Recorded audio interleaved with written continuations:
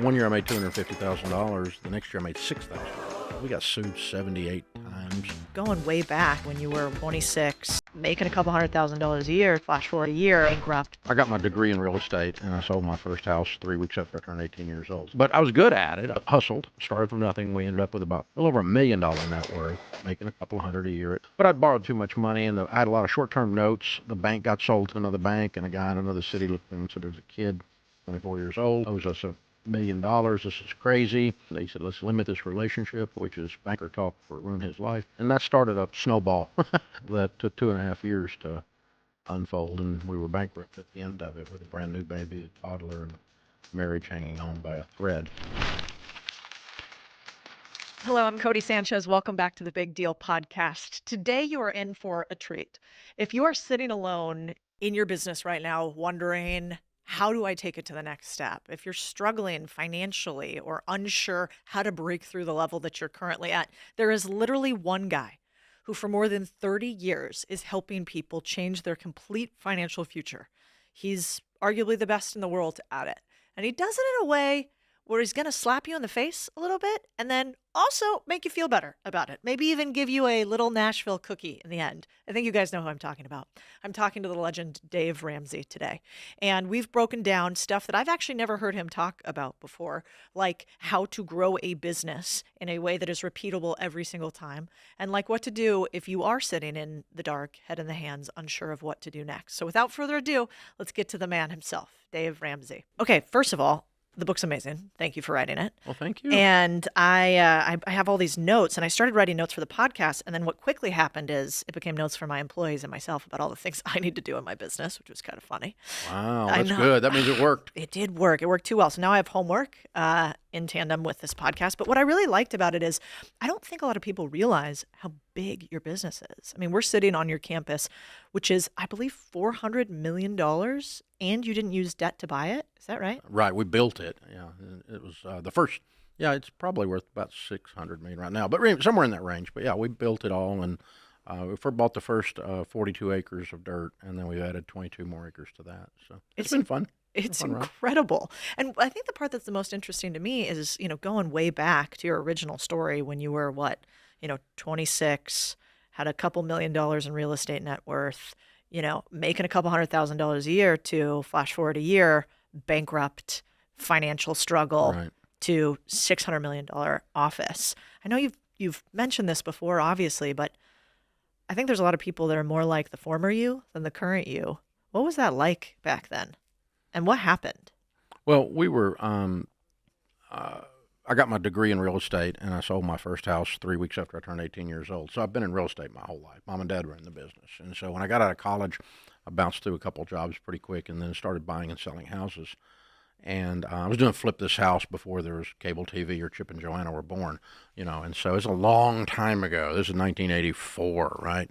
So, but I was good at it. I'm always good at making a deal, and math is easy for me and that kind of stuff. So I hustled. And so I started from nothing. We ended up with about $4 million worth, a little over $1 million net worth, and making a couple hundred a year at 24 years old in 1984. But I'd borrowed too much money, and I had a lot of short-term notes. The bank got sold to another bank, and a guy in another city looked down and said, "There's a kid, 24 years old, owes us $1 million. This is crazy." And he said, "Let's limit this relationship," which is banker talk for ruin his life. They called them. And that started a snowball, a bad snowball that took 2.5 years to unfold, and we were bankrupt at the end of it with a brand new baby, a toddler, and a marriage hanging on by a thread. So it's like my old pastor used to say, a man with an experience is not at the mercy of a man with an opinion. I've been there, done that, and I don't care what TikTok says. I've done it. Well, it always makes me chuckle. I remember showing a video to one of my execs, and it was a man on a yacht talking about personal finance. The comments were like, "How could this guy? This is a scam, whatever." And it's Ray Dalio. And I remember sitting there thinking, if they think that he's not the real deal, then who cares what they say about the rest of us on the internet? Because you've been there. It's a fascinating story because I was looking at the numbers of those that go into bankruptcy, those that ever become a millionaire. The number that I saw was less than 10%. So like once you hit bankruptcy, you have an incredibly low likelihood of ever hitting seven figures in net worth again. And so I think so much of what you talk about here is really cool because you're like, I've been there. But for somebody who's in that position right now today and is struggling, you talk a lot about how it's not necessarily just tactics, although you give a lot of them and I want to talk about it. But is being broke largely emotional too? It is, and in our case, it was because I ran out of gas.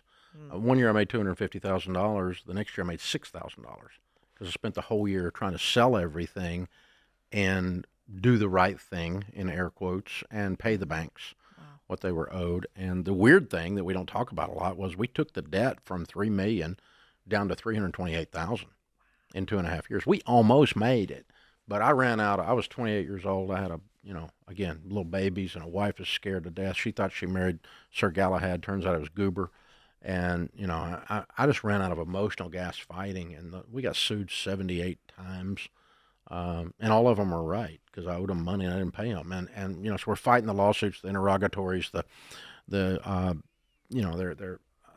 capturing any asset they can capture, rightfully so, because we owed them money and didn't pay them. But there weren't any assets left. We'd sold everything. And, but they were coming to take the furniture out of our house, and I was out of gas. I didn't know how to fight it anymore. And but I almost made it. The bankers we talked to later, I went back and paid them all back. It took 10 years, but the bankers that we talked to later all said, we thought you'd file, a year and a half before you did, 2 years before you did. Most people would have, but Most people do. but it was the worst thing that ever happened to me and the best thing that ever happened to me because it's not how I wanted anyone else to have to learn something, but the lesson is thorough.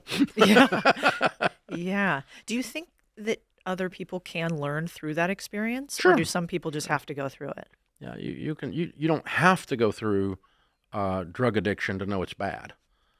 You don't have to go say, cocaine kills people. I know that, and I've never done cocaine, so I don't have to go there.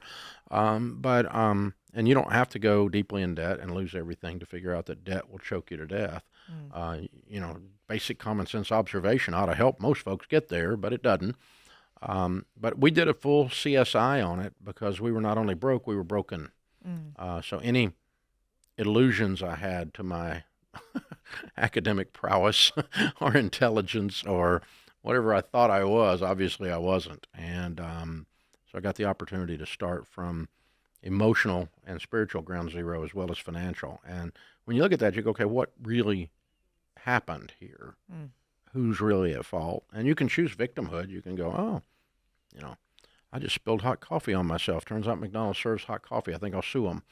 Or you can say, I'm a klutz and I just spilled some hot coffee. And I should have expected it to be hot since I just bought coffee. And so in my case, I signed up for this debt and it was short-term notes. Well, and then they chose to call them in a short term.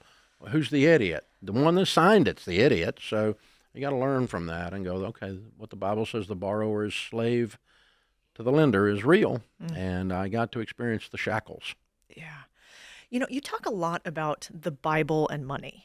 Is money biblical? Is your application of how you think about money biblical?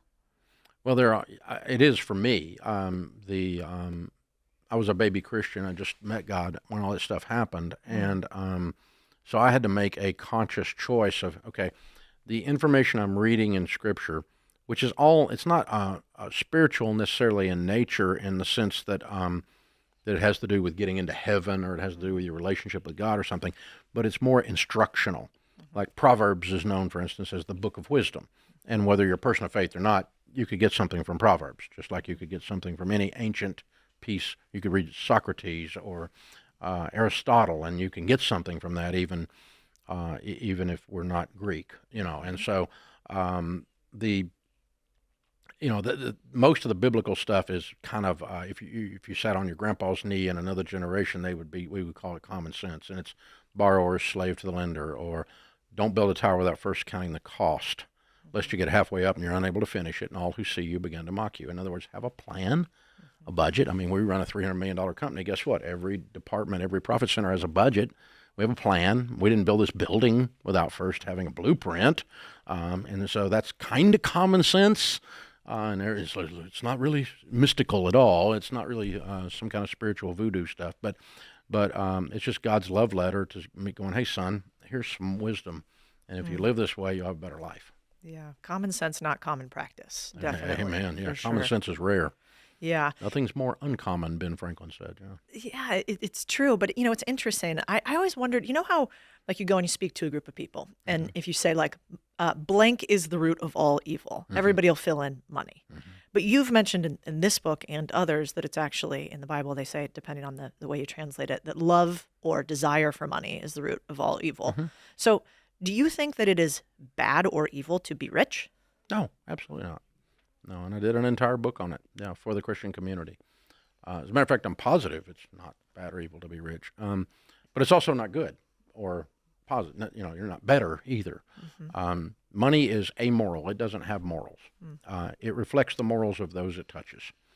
And so, if someone is greedy and they get money, then the rich are greedy. If someone is generous and they get money, we call them a philanthropist, and they change an entire community and feed hungry kids. No one talks about them when they're mad and being envious or jealous. But the vast majority, and I've studied the wealthy and been among the wealthy just about my whole life, and the vast majority of wealthy people are unbelievably other-centered and generous human beings. There are some jerks. I've met the jerks too. But among poor people, there are jerks. And so it turns out it's not really the money. The money just reveals the character qualities or lack thereof of the person it touches. And so now wealth is not evil in and of itself. The pursuit of it to the degree it negatively affects everything else, sure.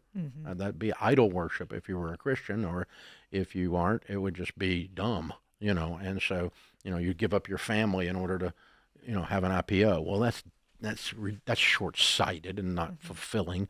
No one's 78 years old on their deathbed, 88 years old on their deathbed, and says, gosh, I wish I'd done another IPO. Where's my grandbabies? Yeah. So why do you think we are programmed to think that money is bad? So many of us, I think, are programmed that way. Where did that come from? It's come from some toxic teaching in the spiritual world. Sometimes some churches have twisted some of these scriptures, and usually they do it in a demographic area where they're ministering to poor people, and then so they run the rich down. I was having dinner with some folks in Australia a couple of years ago, Australians, and we were talking about this, and they said the Australians have quoted Aristotle. They call it tall poppy syndrome. As soon as one poppy sticks its head up above the others, it must be cut.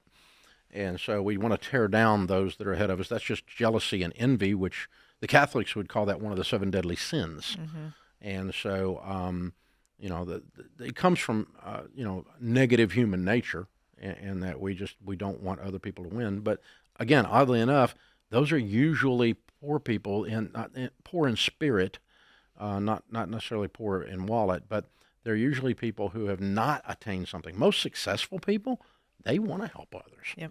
They reach out and you're just starting in a business that I'm already in. I'll show you how, or I'll spend time with you. And you can't mentor everybody that has to be mentored. I don't mean that, but I have to, say, no, young man, I can't run a business here. I can't do that full time. But I'll help anybody I can across the podcast world, or the publishing world, the speaking world. I have talk radio back in the day. All those guys are old guys are friends of mine. And so we've been friendly competitors. Yeah. Most successful people do lift people up. It's usually people that aren't successful that want to pull people down. Do you think it's too crazy to think that part of the reason why we think money is evil, because when you don't have money, you're actually a lot easier to control? Like, my belief is also, if we keep having like centralization of power throughout all societies, right, until eventually it reverts to the mean. But then if you have a populace that has a bunch of money, which is really just optionality, freedom, pushback, then they're harder to control. And so it seems like over time, they kind of want the few to have it, because then you could control the few easier because they have a lot to lose. But the many, they don't want them to have the pushback. Does that seem too conspiracy theorist? Yeah, no, that's good. I mean, there's an influence in some of the anarchist movements, or the communist manifesto. Mm-hmm. And that's really what that comes down to is this, if you read and understand and grasp Marx, that's really, you just described it. It's which is odd because the very propaganda piece of communism is there for the working man, which is absolute hogwash. Yeah, it doesn't work out. And just all you got to do is visit operating communist countries today, and I have, and you have too probably, and it's, it's not working out. It's not working. And the weird thing, in America today, we're the opposite of that. We're very hard to control because of ease of access into almost any industry. And we're talking about business and starting a business, running a business. It's the easiest it's ever been in America right now to start and run something because you could instantaneously turn on these things and be anywhere, anytime, accessible, on video, on audio. You can set you can set up a digital store in 20 minutes now. Yep. And all of a sudden you're in business. And in the old days, you used to have to, haul stuff in a covered wagon, put some boards up, and build a country store. And it was a lot of process and a lot of risk. And we can launch stuff and iterate it so fast right now. Those of us that are already here and those that want to be here, meaning in business, it's a wonderful time for the little man can't get ahead. Oh, more than at any time in history right now, the little man can get ahead. I agree. And also, one of the reasons I really liked the book is there are a couple things in there that I think are true overall, which is you had a line that was, organizations are never limited by their opportunity, they're limited by their leader, which I have found to be incredibly true in any business that I've ever run. What do you mean by that? And how does making yourself better make you more money in business? Well, John Maxwell, my friend, has written a bazillion books on leadership, and he and I speak often together. And he says in his best-selling book, The 21 Irrefutable Laws of Leadership, the third law of leadership is the law of the lid, meaning I'm the lid on my organization. When I started this, I was 30 years old, 2.5 years out of bankruptcy, healing psychologically. I had PTSD, and I didn't even know what it was. Healing spiritually, healing in my marriage and my relationships, healing in my finances from that tsunami that took me out in my late 20s. That's the guy that started this place. He could not have run this place today. He didn't have the skills. He was, just a beat up, wounded, passionate dude that wouldn't be denied. And that's all. That's the only thing I had was I just wouldn't quit. Yeah. But over the years, I've read and learned and grew and healed and all those things. And, I'm a much better husband than I was when Sharon married me 43 years ago. Just ask her. I'm a much better dad today. My kids see me with my grandkids, and they're like, "Who are you?" And it's like, but it's, we get better. And if you don't get better, don't expect your organization to grow because you're the problem with your organization. I'm the problem with my organization. That's the bad news. The good news is I'm the solution. And so I can read a book, listen to a podcast, go to an event, put some more inputs in, remove some of the lies that I believed about life and about business, put in the real stuff from the people that have really done it, not just ones who have a theory. And then all of a sudden I'm a better leader. And now my organization can grow a little more. And so, I dropped in the other day. I've got, we've got 450 some odd folks just on our digital team. And, software engineers, platform engineers, and, we're building, constantly iterating and writing and launching, the Every Dollar app and all the other things we do around here that are digital, which is almost everything in the building. And I'm not a digital generation. I'm a boomer. So I drop in with all these brilliant kids that work for me, and I'm sitting in a room, and they might as well have been speaking German. I have no idea what they're saying. And I had to raise my hand after a minute. I went, "Hey, guys, I can't add value to this room right now because I don't even know what you guys are saying. Would y'all tell me what you just talked about for the last 10 minutes in English so I can understand without dropping all the acronyms?" And once they explained to me, I understood the concepts, but they were just using a completely different vernacular. And unless I get better, and I'm not the only bottleneck in the place, but unless the leadership team here does that and understands the business that we're in, is working with and for people that have grown up with a magic wand in their hand, which I didn't.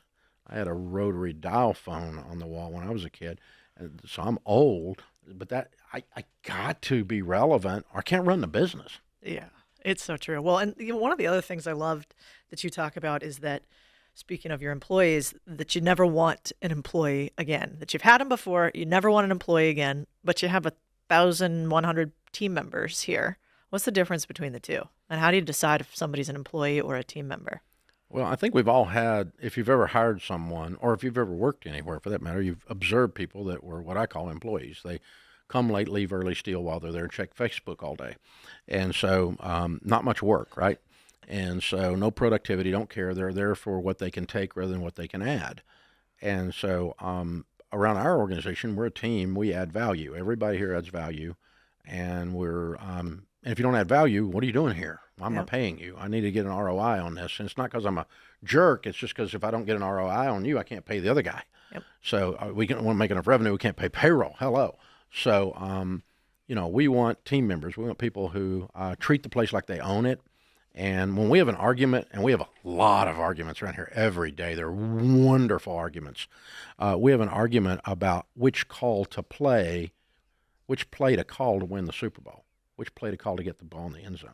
We're not arguing about, some irrelevant thing or some political internal thing like trying to, we're not sitting around talking about somebody, we're just getting stuff done. It's very utilitarian. And so if you don't want to get stuff done, you don't fit in at Ramsey. I mean, we get stuff done. And you're working with people that are smart, the smartest people you've ever worked with in your life, but they care deeply. That's the difference. You can hire smart people that don't give a crap, and they're useless. They're there, again, for who they can impress with their brilliance rather than let's get something done. Because the people outside these walls is why this place exists, not for the people inside these walls. Yeah. We got to love our customer by serving them and bringing them something that helps them change their life. And if you're not doing that here, you're really not a part of this team. And so we don't need employees.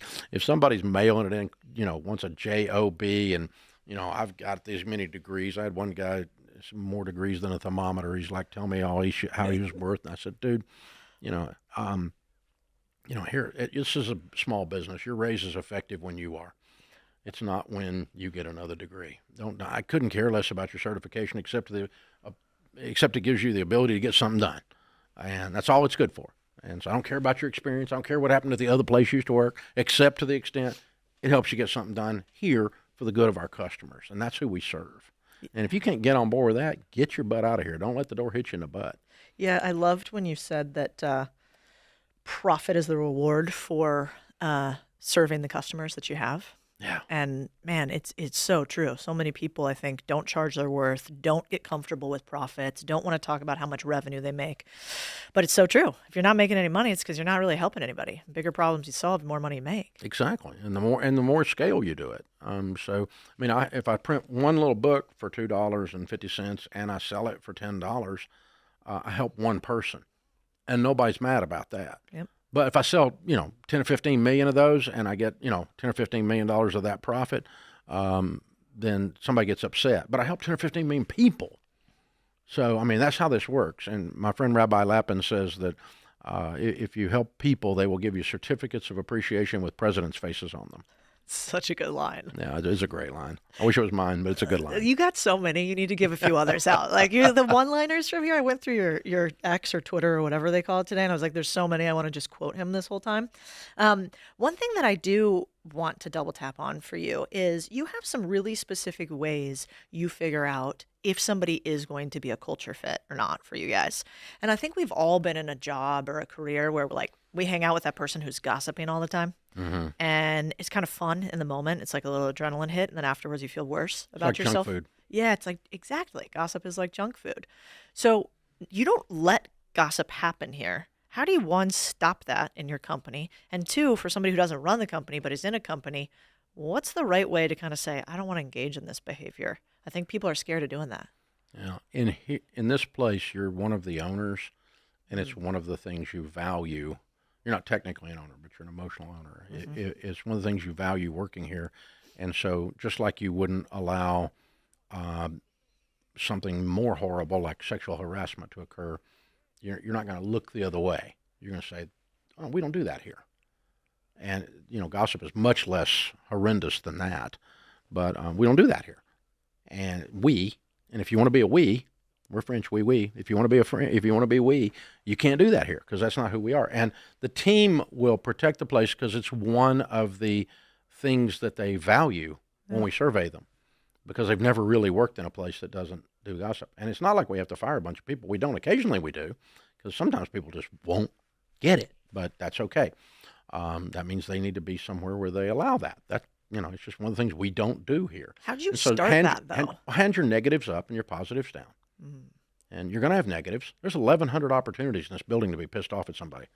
So, when something happens, not if something happens, when you're frustrated with so-and-so, when you're frustrated with a situation, your project is not getting attention, you can't get the bandwidth on social media on this thing you're trying to get launched, whatever it is in Ramsey that's frustrating you, and it's like all day long, something frustrating you, because we're trying to get stuff done and there's friction. And so just count on it. Not if you have something that frustrates you, when you have one place to air that, and it's not at the water cooler. It's in your leader's office or her leader's office, or another leader somewhere in there. Anywhere that's up is okay. You can go talk to somebody in a whole different area and go, look, I just need a place to vent.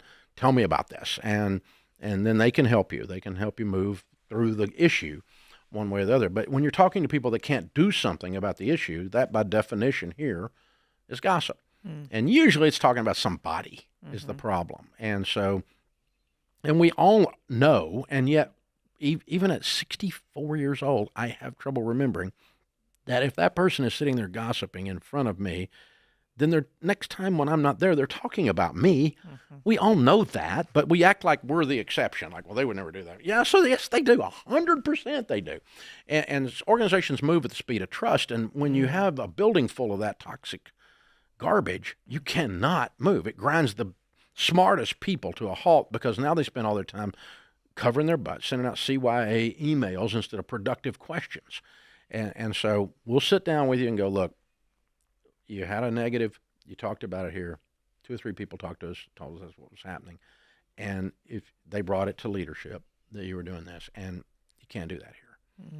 And if you do it again, then, we're going to help you find another place to work, because we love you and we love this place, and we don't do that here. And just like if they were doing some other behavior that you don't want, we're just not going. If you tolerate it, you get what you tolerate. And so in the early days, I had to really, we had to kind of, but once it became like a thing internally, one of our core values, now it self-polices like 99%. Yep. I bet once a year, twice a year, out of 1,100 people, leadership actually has to have a discussion with someone who goes, you can't do that. And maybe we fire one person a year. You would think out of 1,000 freaking people, but no, number one, we tell people that coming in, then they get here, and after 90 days, we review with them in their first 90 days, and they go, I couldn't believe the audio actually matched the video. You really don't do this. And we're like, no, we really don't do this, and we really don't borrow money, and we really live on a budget, and we really live on less than we make, and we really don't have credit cards. We really do the stuff we teach. We're not freaking hypocrites, and if you want to be a we, this is what we do. And so, it's an interesting thing culturally to observe that when people actually believe it's going to happen, they believe there's consequences and accountability, they will self-enforce. Yeah, it's so good. Can you tell the story about the first time that you had to fire somebody sort of for this in the company? And it's such a good story. And the salesperson. Yeah, man, one of my top salespeople. She was incredible. She was selling so much. And we were tiny. There was only just a handful of us, maybe less than 50 of us. But there was a cloud. You ever walk into a place and in your spirit you sense there's something wrong? It's like almost like something runs down your shoulder. It was just like this cloud. We were doing good. The numbers were good. The show was growing. The book sales were growing. Everything seemed to be moving, but it was just like this. And I couldn't figure it out. So we had a little staff meeting. We have a staff meeting every Monday morning, still. And I guess there are probably 30 people or something like that. And I had an appointment right after, and I ran out to my car. And when I got out the car, I forgot my stupid keys. I came back in to get my car keys. And when I walked back in, this person was having the second meeting. And we've all experienced the second meeting where someone stands up and says what they thought everybody was thinking when the leader was saying otherwise. So anyway, she was just trashing me, how dumb I was, and it's one of the companies stayed open under my leadership, and da-da-da-da-da-da-da-da-da. and her back was to me, and she didn't hear me come in through the door because it was one of those silent closed door things. And the other people are looking at me, and they're like, and I just stood there and listened to her for about a minute and a half, 2 minutes, which is an eternity to hear somebody trash you in person that you're paying. It's just like, yeah. And so finally, I guess something happened, and the hair stood up on the back of her neck. She turned around and looked at me. She goes, oh, blank, right? And I'm like, yeah, that's probably accurate. And so she goes, well, and she starts trying to, and I'm like, hey, listen, both of us are not dumb. You're dumb if you stay here and work for a guy as bad as the guy you just described, and I'd be dumb if I kept somebody and paid them money that feels that way about me. That'd be dumb too. So we're pretty much done. Come on in here, and I'll sit down with you. I'll cancel my other appointment, and we'll figure out your exit paperwork. And she's like, no. The worst part was when I got home and I told Sharon. She's like, I told you not to hire her. I get that from kids too. They're always right too, aren't they? I know, it's 100%. So we actually now, that's one of the reasons we also do spousal interviews. God, I wanted to talk about that. Yeah, that's another thing. And it just, the spouses go on the final interview, both the person being hired and the leader leading them, hiring them, because the spouses can smell a rat a mile away. Yeah. And I've had people being interviewed, and the spouse looks at him or her and goes, you don't want to work there, right in front of us. And I'm like, good. That's the time to figure it out. Yeah. Before we go through all the onboarding, before we go through all this, we got the expensive recruiting in at that point, but I don't have all the other stuff. That's the time to figure it out. And then we've had people we go home. My wife would say something like, I don't know, it just something feels bad. And that's pretty vague. But if my wife says that, we don't hire them. Yeah. And that she's probably said it 3 times in 30 years. She doesn't play that card. She's scared of that power. She doesn't want to overuse it. Yeah. She does. But if she has that feeling, I want her to say it. I want her to say, because every time she has that feeling, somebody's doing cocaine or somebody's doing something. Something's going on, and I'm just like a Labrador Retriever. I just think everybody's great, and I'll just hire everybody. And she's like, no, I smell evil there. There's something happening. I'm like, okay, let's avoid that one. And then we always find out later that person that we avoided, God protected us. Yeah. My husband always says it's either an F yes or it's a no with hiring. Yeah, that's exactly right. Every time I go against that, I regret it later. Exactly. Every time. Yeah, but I've never thought about... you're trying to get the work done. I'm trying to get the thing filled. And so I tend to just I kind of had that, push that to the back. I know better. Yeah, but the resume's good. Yeah, but I know, but the way he treated his wife at dinner, nobody would hire that guy. But I'm going to, and I'll make it okay. It's like missionary dating. It's like dating somebody and you're going to change them. Oh crud! No, just date somebody of quality. Hello. Yeah, it's true. It's just I've done it. Oh, I've done it wrong so much. Yeah. But you do have really good ways to go about it. I thought the spousal interview was the most. I've never heard of that before. I thought it was really smart. And also, I think if somebody else can put up with them for a long period of time, it's also a great sign. Mm-hmm. I'm like, this other person who seems reasonable thinks you're good enough to stay with for a decade plus. Okay, I like that. Some of our best team members, when we sit down at the final interview with the 4 of us go out to dinner, you're more impressed with their spouse than you are them. And you go, well, if you can pull that off, then you're probably going to make her. Yeah. If you can attract her, you can attract him, then, that's good. And keep them. Yeah. I really liked that. I also liked how you think about a screening process that is sort of the same every single time.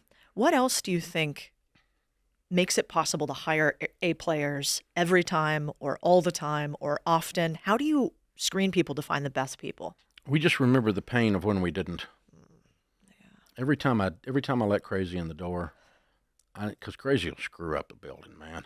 Oh my God. He just... There's not enough drugs on the planet to handle some of these people, man. So it's just so true. And every business owner feels that way, don't they? Yeah. But every time I find the door they used, we put a lock on that door. So all I got to do is go, the last time I ignored this, it just about killed me. The last time I put loyalty ahead of integrity, it just about killed me. The last time I thought, well, I knew this guy back, 20 years ago. Well, yeah, but every time I ignore these things that are tickling at the back of my spirit and my, in my brain, then it kills me. So we try to say, okay, we're going to do different things, checks and balances to do that, and we're going to measure them, and we want more than one person to look at them, and we're going to take time. And every time we say, oh, this we just got to get them in here, and we shortcut. Every time it screws it up. Take your time and do it right, or you get to do it over. Yeah. It's the old mom thing. It's like, anything worth doing is worth doing right the first time. Or you get to do it over. It's true. And then not only then, but you got all the lost productivity of all the humans that have to deal with that person that came in that shouldn't have been here. Yeah. And it's just and the good news is these days there's hardly any of them. They're very, very. They know what they're getting when they come in here, and if they want to sign up for this and pull off our interview process, they're freaking pathological if they got through it, if they're nuts, because we're going to spend enough time with them, different settings, calm, discussing, asking questions, lots of questions. Let them ask anything they want to ask. Yeah. We don't need them. We just need them. Yeah. And it's okay. It's not, we don't emotionally need you to be here, but we'd love to have your help. What's interesting? I'm curious. Have you ever fired somebody that you regretted firing? Or do you usually wait too long to fire? I have. I promised myself when we opened that because I in my 20s, I struggled with a temper, with anger, and it's been part of my spiritual walk to no longer struggle with that. And I don't struggle with it today, but I promised myself I would never fire someone while I was angry, and I haven't. I've managed to pull that off. I did wait 2 days to calm down before I fired a person that had, a major thing they had done. And I was definitely angry. But I just said, I'm not even going to look at them. I'm not going to deal with it. I'm not going to be in the same room with them until I get my head straight. Yep. And then I walk in, and then I go, then I can be kind, but also, do what's necessary, because this person cannot be a part of our organization and do those kinds of things. It's not optional. And so, but yeah, I mean, you get that. But, again, with the 4 or 5 times I could say that has happened, Yeah. then I can look back and go, every one of those were because I kept them too long. Yeah. Because I ignored the signs, and again, my loyalty to the person. Well, they've been here 10 years. I owe them. They poured their life out for this place. I'm gonna give them one. And you end up becoming an enabler if you're not really careful as a leader. And I struggle with that, but it's never gone on so long that it destroyed the company or something like that. But whew, man, that's the pain point for me. You can feel it just talking about it. Yeah. Well, it's interesting because I found every owner I've ever talked to has the same thing, which is we usually wait too long, Yep. even when we know it's not right. Yep. And I ask the question all the time because I need to remind myself. I always keep people too long too. And I think it's a little bit of like a God complex too. I'm like, no, I could fix them. I could help them. I don't want to be mean. And I have to remind myself that it's actually doing them a huge disservice because they could be amazing somewhere else. Exactly. It's just not a good fit for me. Exactly. And so you've been at this longer. So You're it's right. nice to hear you say it's the exactly the same thing. You're exactly on it, and it is a bit of a God complex, but it's also just a kindness thing. And I'm a Southern guy, and so like we're specialists at passive aggressive. So we're like bless God your bless heart, your bless heart. your heart, and that can mean slit your throat, or it could mean bless your heart. And so it's but we were taught that it's not nice to have conflict. Yeah. And the truth is, the thing I picked up about 20 years ago, and I say it all the time, and our leadership is indoctrinated with this, is to be unclear is to be unkind. And so when I sit with you 3 times and tell you that you're not cutting it at this work is not, how can we help you to get you there? Because we're not going to continue like that. When I tell you that 3 times, there's probably not going to be a 4th, and we're going to talk about that the second time. Is there's not going to be a 4th. Okay, Yeah. we're going to have a discussion here because I'm not going to sanction incompetence. It's not an option. As much as I love you, and as much as I love hanging out with you and doing stuff, that doesn't matter. You still can't be here because we got to get our work done. Guess what? If I suck on this microphone, people don't listen. Hello, I get fired. So that's how it works. Yeah. I want to actually talk a little bit about entrepreneurs. I think it's a super lonely journey. This book is for builders in particular and owners. And one of my favorite parts is your categorization of where somebody is at in business. Because I think all of us have felt in business numerous times, hey, my business is struggling. I'm not making any money. Mm-hmm. Hey, we're making a ton of money, but it's moving so fast. I don't know what to do next. And you kind of categorize entrepreneurs into a few different types, 5 levels: treadmill operator, pathfinder, trailblazer, peak performer, legacy builder. The 5 What stages. Yeah. the 5 stages. What are these and why do they matter as an entrepreneur? Well, most of us that are entrepreneurs, oddly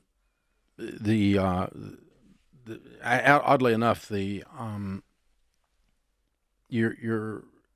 you have dyslexia, you are more likely to be an entrepreneur than anything else. The if you have ADHD or ADD, confirmed or unconfirmed, Dave talks too much. He's hyper. Was on my report card every single year. Unconfirmed, but probably, and so medically unconfirmed. But so you're probably in those categories, because what happens to those of us that have those different things is we live our life doing workarounds. And that is the ultimate definition of an entrepreneur. You're finding a problem and solving it. You're doing a workaround for somebody that doesn't even think that way, doesn't even know they have a problem, and you're going and solving it for them. And that turns into a product, a service that becomes very profitable and very much of a blessing to the customer, as we talked about earlier. So we find a high degree of those folks, and we start as a treadmill operator. We start with, I'm going to go get this thing done. And you get up on a treadmill and you start running and running and running, and you get home at night and you're exhausted. And you go, what'd you do today, honey? I have no idea, but I worked my butt off. And but some stuff moved around. I know that. And it's very chaotic, and it's very dependent on you. And that's the problem. It's not sustainable. You don't yet own a business at the treadmill stage. You own your job. Yeah. Because if you don't show up, you don't make any money. You don't show up, the customer doesn't get anything because nothing's produced, because you're the producer, and you're the producer of revenue and the producer of the goods and services. And so that's how it started here. That's where it starts with most people. And then you begin to go, okay, this isn't going to work. I'm going to die of burnout. I may die happy because I don't work for somebody else, but I'm going to die of burnout. I got to get some other people helping me, and that's called delegation. And you begin this dreaded hiring process we were just talking about, and you learn, oh, this is hard. Hiring and firing is hard, but it's harder. It's not as hard as working by myself and trying to do everything myself. So, we start adding folks and doing time management and working on the right things, working smart, not hard. Get a little bit of work-life balance. All of a sudden, you can actually be home before 10 at night. You can actually not have to panic about payroll every Friday because you actually get some cash reserves. We start putting some things like that. Now we're starting to run a business, and that moves us into that Pathfinder stage. And from there, you start doing some planning, and you actually think past Friday. And that's the stage I learned the phrase strategic thought. I'm totally tactical. I get it done right now, and we'll deal with it later. But no, so I was just constantly running through the labyrinth trying to figure out where the end of the bushes were. And some guy standing up above goes, if you turn left, you get out of there. And so that's strategic thought. You got to get above the problem and give it the 30,000-foot view. And so I always laugh and say, I got to the point I finally started hiring people that had MBAs. I don't have an MBA. And but I've got great admiration for that level of business education. And 100% of the MBAs I've ever hired, I guess it's indoctrinated into every program, are wonderful strategic thinkers. They are taught to get above the problem. And I always laugh and go, okay, the MBAs taught me how to get above the problem. I taught them how to work. Because when in doubt, I work my butt off. So that's the trailblazer stage. And then that stuff starts to work, and you start to do something you mentioned earlier, and you go, I'm going to put some systems and processes in place so humans don't have to do everything by paper. We don't have to kill so many trees, and this thing is analog as it can be. This P&L ought to automatically spit out. It shouldn't be like sharpen a pencil. We ought to start putting these systems. And when you do that, added with a strategic thought, and you get the second layer of leadership. Your first layer of leadership is just you got other people leading. Now you're leading people that lead people that lead people. Now you're moving into Pathfinder. Pathfinder is a sweet spot. Money is coming and you're bailing it. You're bailing money. You're making money. You're good at what you do. It's a well-oiled machine, we always say around here. And that's a fun time. It seems like Midas touch. Everything you touch turns to gold. The danger is you start to believe your own press clippings, and you don't iterate fast enough. You don't kill it before it needs to die. And so we break stuff before it needs broken around here so we don't get stuck there. Because you can try to, you can be Kodak and say, I don't, film is the way it's always going to be. Digital cameras are never going to happen. And then all of a sudden you're gone. You're a memory. You can be Blockbuster and be a memory if you stay in the Pathfinder stage and don't constantly iterate and break it before it's broken, and new products and learn skills you didn't have, and bring in leadership that's smarter than you constantly, and figuring things out, blowing your mind with how smart they are. And that keeps Pathfinder vibrant. And then you've got to realize that you're immortal and you're not going to outlive this thing called life. And I did that at 48, 16 years ago.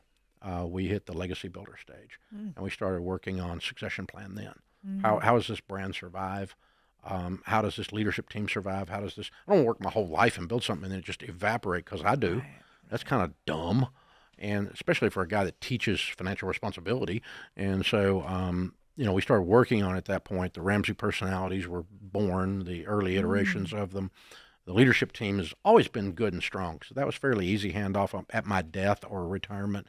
The ownership, the next generation has got to be able to have the wisdom and the character to carry the thing.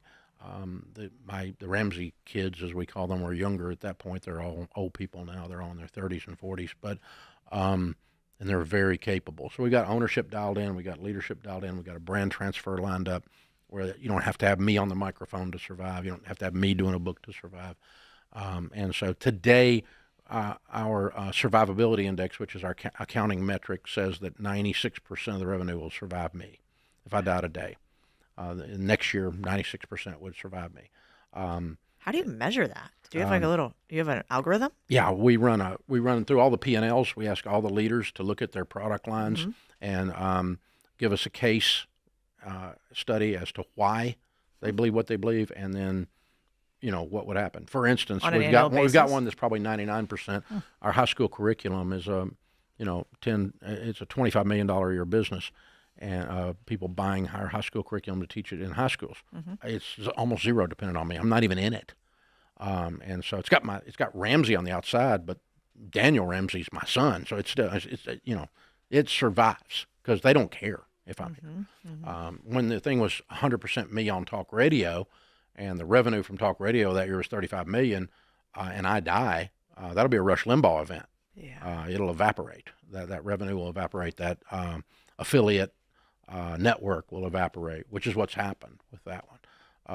Largely, not completely, but largely, because there was no succession planning. And so, and Rush is a friend of mine. It's just sad because he was Elvis of talk radio. Yeah. But that network is not, it's probably a little more than 10% of what it was before he died. So it's, the actual show itself, I'm saying, but not the company. The company's iHeart, so they're fine.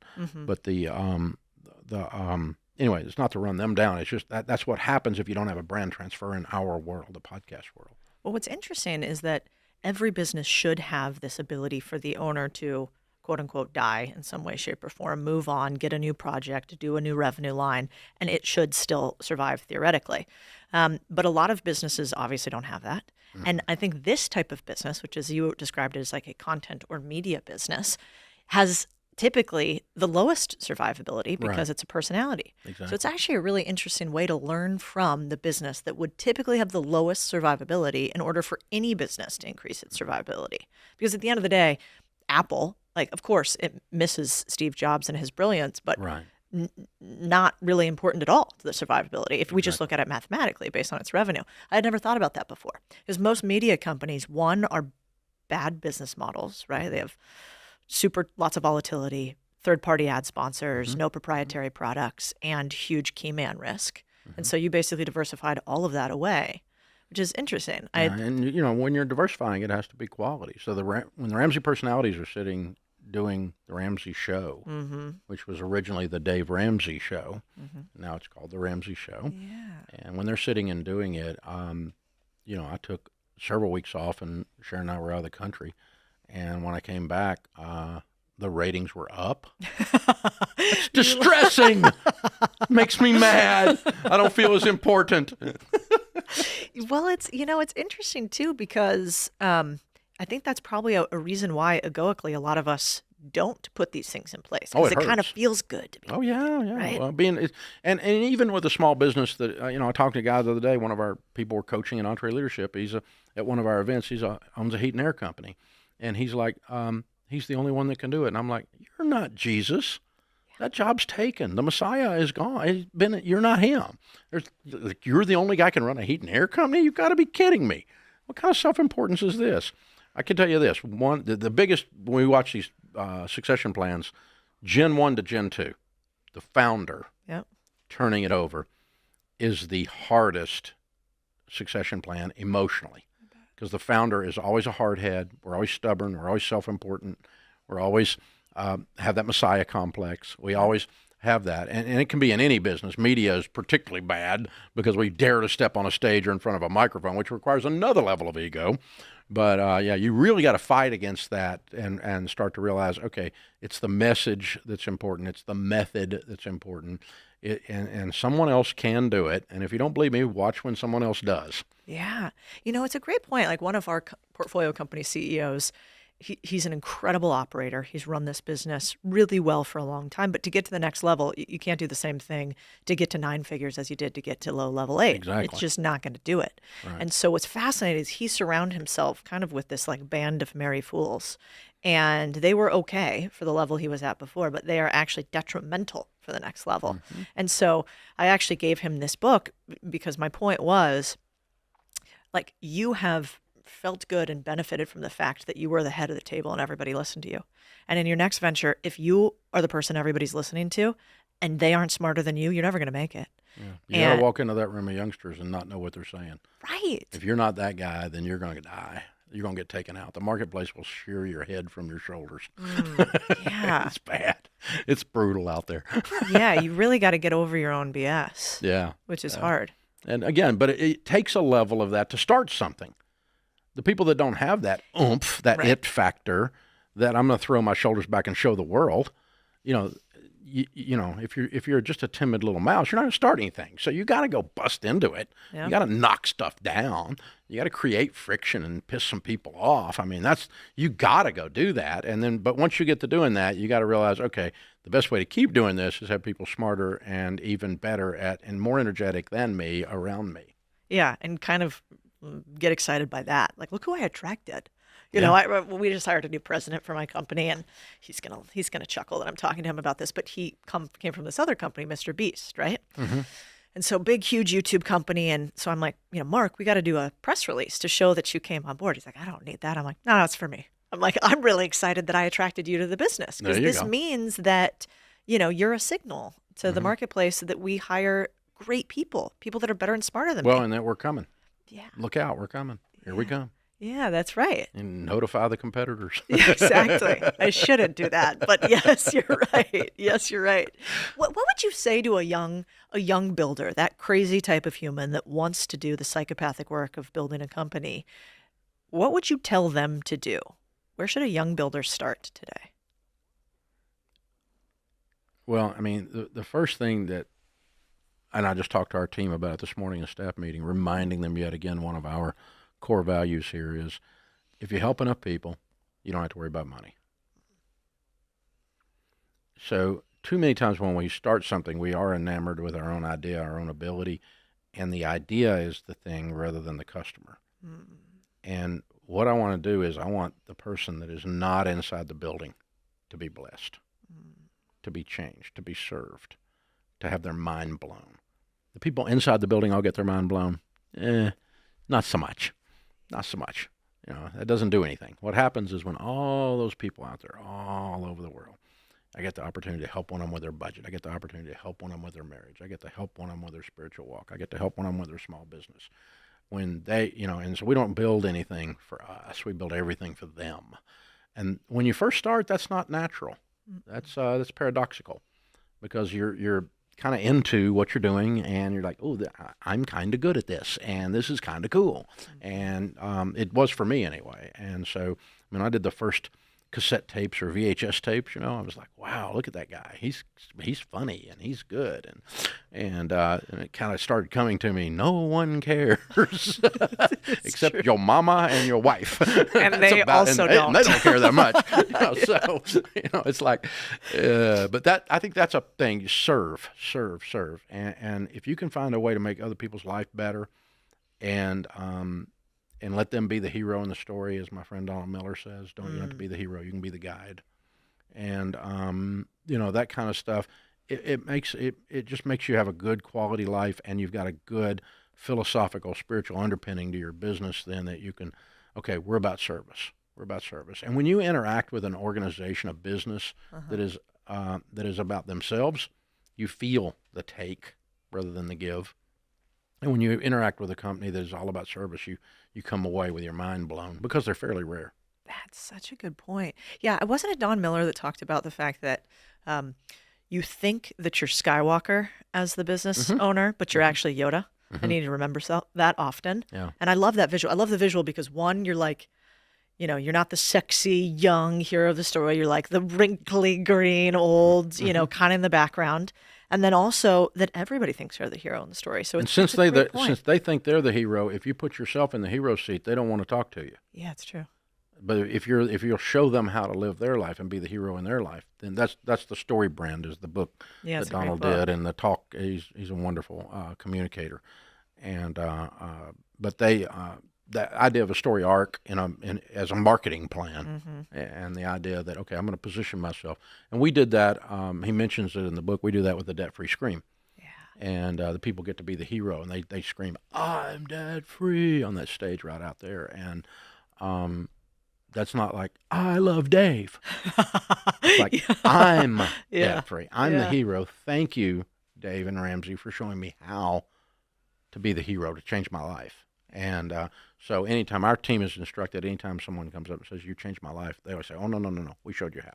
Yeah, it's so incredible, and you can notice it kind of everywhere in the headquarters. It's one of my favorite things whenever I get to come to a company's headquarters, because I feel like you can almost immediately tell what the soul of a company is by the place that they choose to build. It's your physical manifestation of who you are and who you think your company is. And so, when I came, there's only one other company that I've seen that's as intentional as yours, which is my friend Andy Frisella's at First Form. Different brand, but the truck you have with the books that you used to sell out of the back of it, then the cookies that you give people to sit in front, and how you built a studio thinking that they might watch it for free. Then the fact that you have a wall with everywhere somebody signed if they've become debt free, and also somewhere they can take a picture. It's like the headquarter is for the company, but it's also for the individual and the person. And I think those little reminders, it goes back to your point of like, well, once you set it and you enforce it a few times, it becomes self-enforcing. And it's even in the way that you design everything here.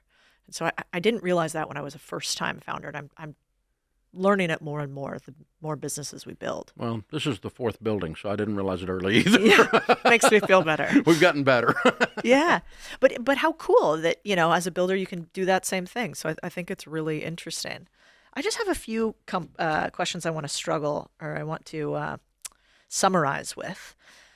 My dad has this line that I always go back to about being a builder, which is like, you're not in the game unless you've sat in the dark, head in the hands, completely unsure of what to do next. And if you have, then you're in the game. Then you've played. What would you tell somebody that is in their business right now and they are struggling, they're in the pain cave, and they don't know how to get out?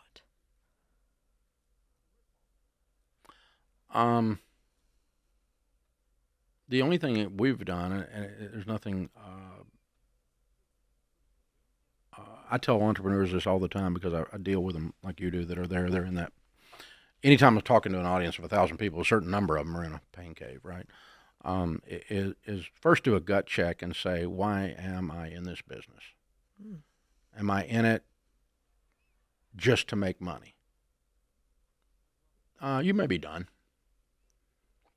Because the pain cave may be telling you it's time to quit because you suck, and it's not going to make you money. Your goal was to make money. Your only goal was to make money. I'm not against making money, don't misunderstand. But if that's your only thing, money's great. Get you some, but if you eat enough lobster, it tastes like soap. So it's just, there's only so much you can do with money. So, but if you're not in it just for money, you're the second category, and you want to make some money. You want to bless your family. You want to do those things. But the reason you're in the business is because something's burning inside of you. You can't not do it. You have to do this. If that's you and you're in there with your face in your hands, welcome to the club. You're in the game. Take the next step. Take the next step. Don't sit. If you're in the pain cave, it's time to stand up and step out and step out. Take another step, take another step. And pretty soon you'll see light, and you can work your way out of the cave. There'll be a little light up there, a little pin light, and then it'll get bigger, and then it'll get bigger. And and I guess the third piece, other than take the next right step and keep taking the next right step, the second piece of advice would be on that is, when you do get into the light, you're going to laugh when you look back about what you thought was going to kill you, how small it is. You're going to laugh at what a drama queen you really are.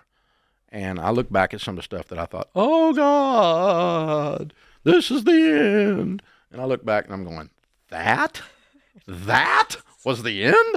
You were a complete wuss. It was like, no way. True. But you don't get that perspective until you get out into the light. When you're in it, it feels like the world is coming to an end, that's the end. That's, the last thing. No, there's one more. And if you walk your way out and you look back, it's, when I look back at stuff 25 or 30 years ago, and I'm thinking that almost took us, I thought that was going to take us out. I thought we weren't going to make it. It's humorous to me how stupid I was that I thought, it's that big now, but time gives you that perspective. I thought it was the end I thought it was a 10-story building. It's so true. I keep this meme on my phone that's it's like a picture of it's like a drawing, but of a man that just looks like he's going through it, and he's staring up at God, and he's like, why have you presented me the most horrible challenge yet? And you see Jesus look down at him, and he goes, man, just go take a walk outside and get some vitamin D and get off your phone. And I giggle every time I look at it. Yeah, because the solution is, like you said, it's this one step in front of the other, and also realizing that entropy is physics, which just means problems get worse and worse and worse, but we become more capable of fixing them. Yeah. And so it's a great reminder.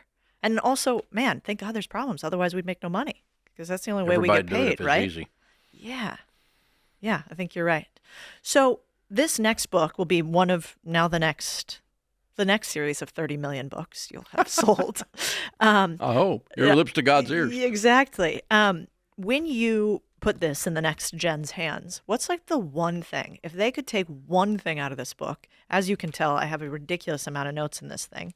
But if you had to pick one, what would you hope somebody takes out of this?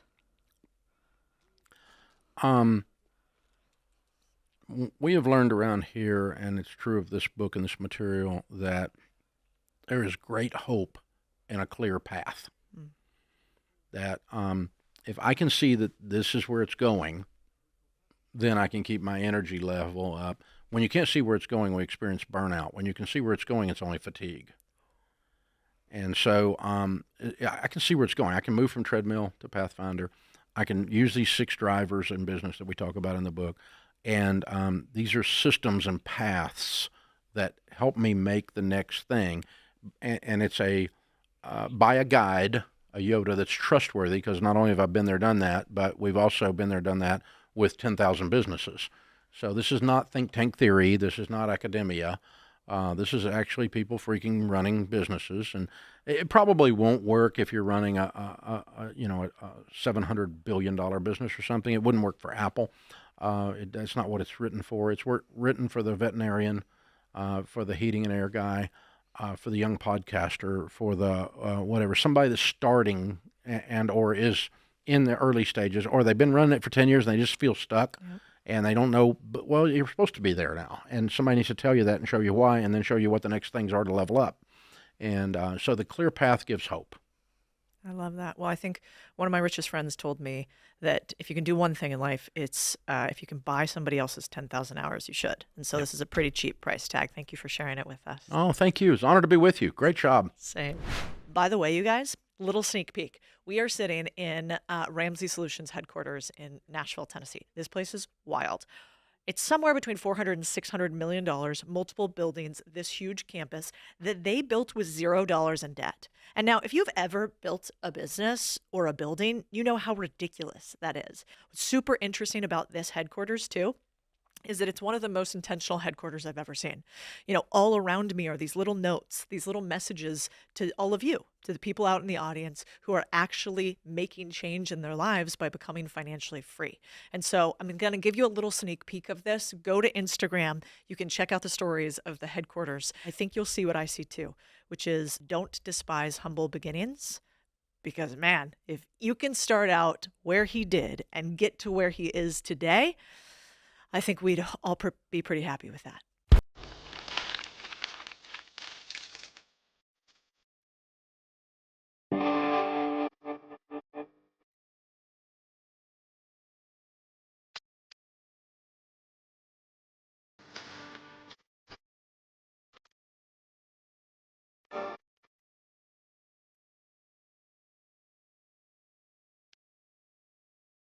Husband, Wise? Peckus, big week. Had the biggest Barnes & Noble signing at this one Barnes & Noble in New York, which was kind of sweet. What happens when you see like violence or purported violence or threats, and then you're disincentivized from intervening?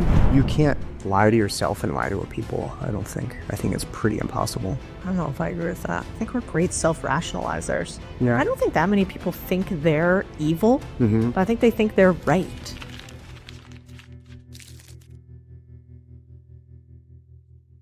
Welcome back to the Big Deal Podcast. Husband, Wise? Peckus, how are you doing? Good, how are you? I thought Good this week. Big week. I thought this would be kind of fun. Actually, Tanner thought this would be fun. It was Tanner's idea. But the reason that we were going to do this podcast is to talk about all this crazy shit that's going on this week. I'm going to go first. Cool? Please.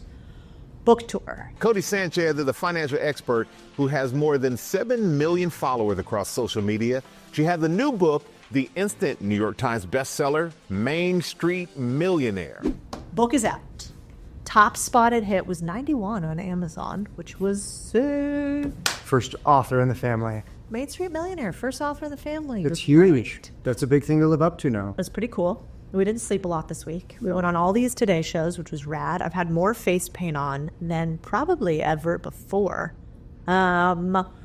Also got an IV today while getting my hair done and makeup done, which was like peak too much, really. You It's know? great. Overconsumption.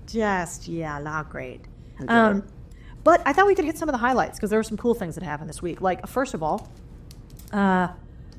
met, I don't know, a couple hundred people who are part of our community, buying businesses, bought the book, had the biggest Barnes & Noble signing at this one Barnes & Noble in New York. I don't know about anywhere, which was kind of sweet. Yeah. Realized book signings take fucking forever. It's a long time. Yeah, I bet your hand cramp was like obscene next level. I It can't was imagine. mostly like a mouth. Like, I just didn't want to talk at all You were on the whole time. You were engaging in conversation. because they were cool. It was the cool people. I was proud of it. It was very Yeah, it was impressive. like every type of human represented there. Okay, but what I actually thought that I'd talk about is, do you know we outsold Martha fucking Stewart? No. Are you serious? Ah, that bitch. You know who we did not sell, though, is Jordan B. Peterson. He beat us. Jordan's been out for a while. Plus, he's like brilliant. But Speaks to a generation of young men. women. Yep. So, Martha, just saying, we coming for you. We're not coming for you in the kitchen because you know that's not my strong suit. That's yours. Dude, I would love to learn from the Maybe master. you should have a cookbook. Me? Yeah. The lazy man's cookbook, or No, like hairy-chested cooks. find her heart through her stomach. Yeah. That'd be a good one. Yeah, I'm into that. Absolutely. I think it is just like a slow, it's like a slow process where you just end up changing the ingredients over time. So then you have your partner essentially eat everything that you already eat. This sounds like you might be really familiar with how to do this to somebody. It works. I love it. I don't hear any complaints. Love the local place because I don't know how to do this. And it made me think about books overall. And like, I don't know about you, but I mean, Mom and Dad, you're listening. I love you both. You know this is true, though.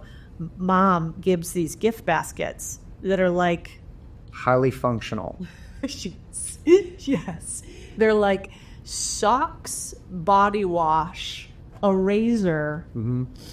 What else might be in there? I had those little spongy things that you put between your center console and your car seat, and I think of her every time that I readjust them. It's just like and she every knows. time I don't lose my wallet or my phone in the cracks. You're trying to suck up to her, but I feel like she watches QVC and just goes, I like this, and I like this, and I like this. No, these are She way puts it too. up- These are. I'm actually would be really interested the source of these purchases Walmart? because these are way too inexpensive to be on QVC. Like you gotta right. You have to have a price point. Like you have to sell. You have to get product through the door. That's like, true. I don't know, $6.55 for seat capture spongers. Yeah. You also got 2 years of like very potent smelling body wash, which maybe she was trying to tell you something. I think it's a signal. You little smelly? No. Am I? No. You smell delicious. You smell like a man. So I thought I'd go with, lately I've been asking this question I kind of like, which is, what is the book or a few books that you personally keep going back to and reading? Yeah. I would start with a book that I got introduced to by a dear friend a few years ago when I was looking for what was next in life out of transitioning out of the military. And that was The Surrender Experiment. Oh, yeah. It was just like this great book about this accidental entrepreneur who started as like a community college professor and devout yogi and meditator in Central Florida. And he, came to stumble into, he makes it feel like, this entrepreneurial journey where he was one of the first pioneers in software, and how he didn't sacrifice his morals. He didn't sacrifice, like, his paradigm did not shift. He was the same man, it felt like, at the end of his journey, from what at least he communicated in the book. Great book. All right. Yeah. So Surrender Experiment. Yeah, the other one I would say is Dune. I come back to Dune a lot. Yeah, you do. We should reread that book. It's fucking huge. You It reread is. that thing? I don't reread it in its entirety. So what do you do? I almost kind of treat it like a cookbook or like the You Bible, just- where you you can just, just like go between chapters and I just Randomly? stuff. You just kind of go, I have notes and like I have a lot of pages like dog-eared and some things highlighted or some notes in the margins. I think it's an incredibly important book for a person who feels that they don't have the power to change, to have impact because of their station in life. He was the proposed prince of his father's dynasty, and then he became the walking messiah of a almost forgotten people. yeah. And you've seen the movie or read the books, that it was done with like immense strife and sacrifice, and just a testament to, I think, a human will. Do you think you like it because you fought wars in the desert and it is wars fought in the desert? Maybe. I think it speaks a lot to my generation, especially the global war on terror vets. I think it speaks to the impact a person can have in their own life. And I think it speaks to the fact of belief in a system. Not a system. I'll say belief in like in your personal virtues. Yeah. Right? Like, you can't lie to yourself and lie to people, I don't think. I think it's pretty impossible. I don't know if I agree with that. Yeah. Like, that is what people do who run people typically. Really? They lie to themselves and lie to people? Yeah, I think we're great self-rationalizers. Yeah. I don't think that many people think they're evil, but I think they think they're right, And they, like, can talk themselves into being the good guy even when they're the bad guy, Yeah. It's like, they deserved it. They didn't need this. I'm better.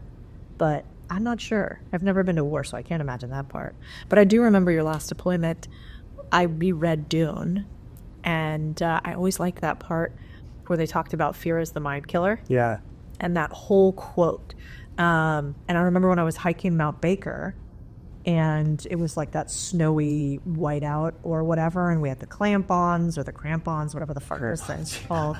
And we're on those ropes and the ice picks, and people are falling all around in the little mini crevasses. And I was so miserable and freaked out, and I don't like heights. And I didn't want to go any further, and I kept repeating that phrase, which is like, fear is the mind killer, let it pass through you. And I thought of you. Yeah? So, yeah, I like that book a lot. You know what's the other song that I listened to a lot when you were on deployment? What song? Iron and Wine. Remember that? Oh yeah, what's it called? Walking Far From Home. Walking Far From It's a beautiful song. Such a good song. He has a really interesting background too. He's like a professor of film at like University of Florida. So And good. he's been just this incredible artist as well. Yeah. Why? Why that song? Because I always thought about you. You're like walking far from home. And he kind of talks about, iron and wine. And I remember, I think of iron when I think of like steel and iron back then, as he was talking about, it would have been like a sword, but you got a different type of sword that was a gun, and think about like late nights in like a foreign country with like a bottle of wine. Just, yeah. I wish How I was had the that? bottle of wine. That would have been great. Missed you. Missed you too.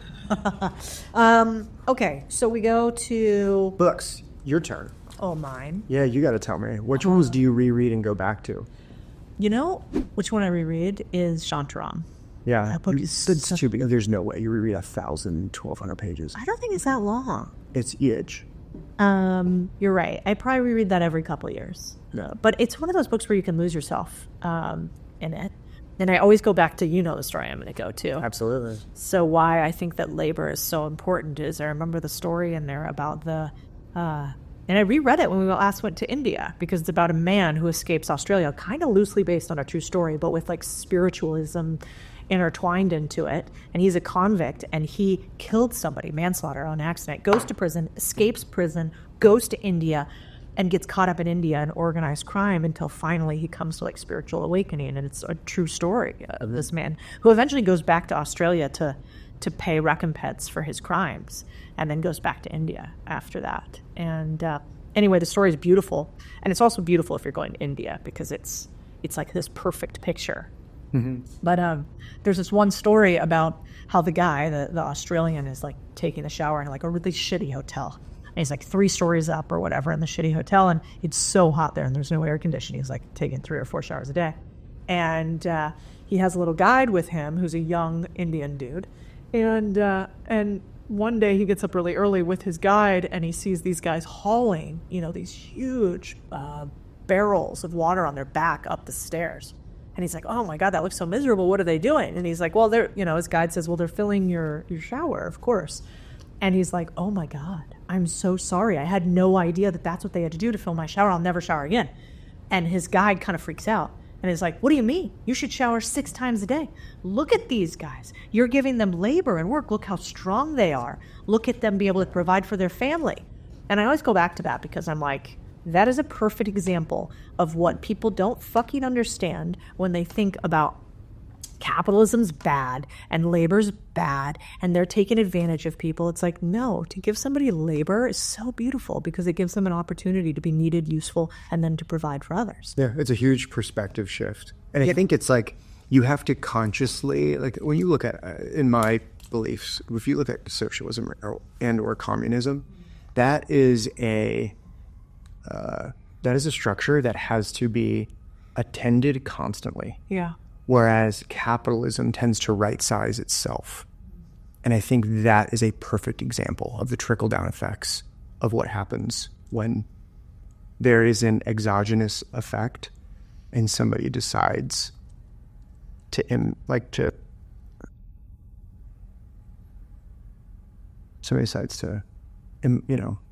with the system. Yeah. Yeah. Basically, good ideals, bad outcome. Yeah. Yeah, I agree with that. Well, actually, I was kind of thinking about that because this week, or was it last week, I had sort of tweeted about Juarez and my time along the border. Yeah. And I had talked about it before, but I think I got pissed.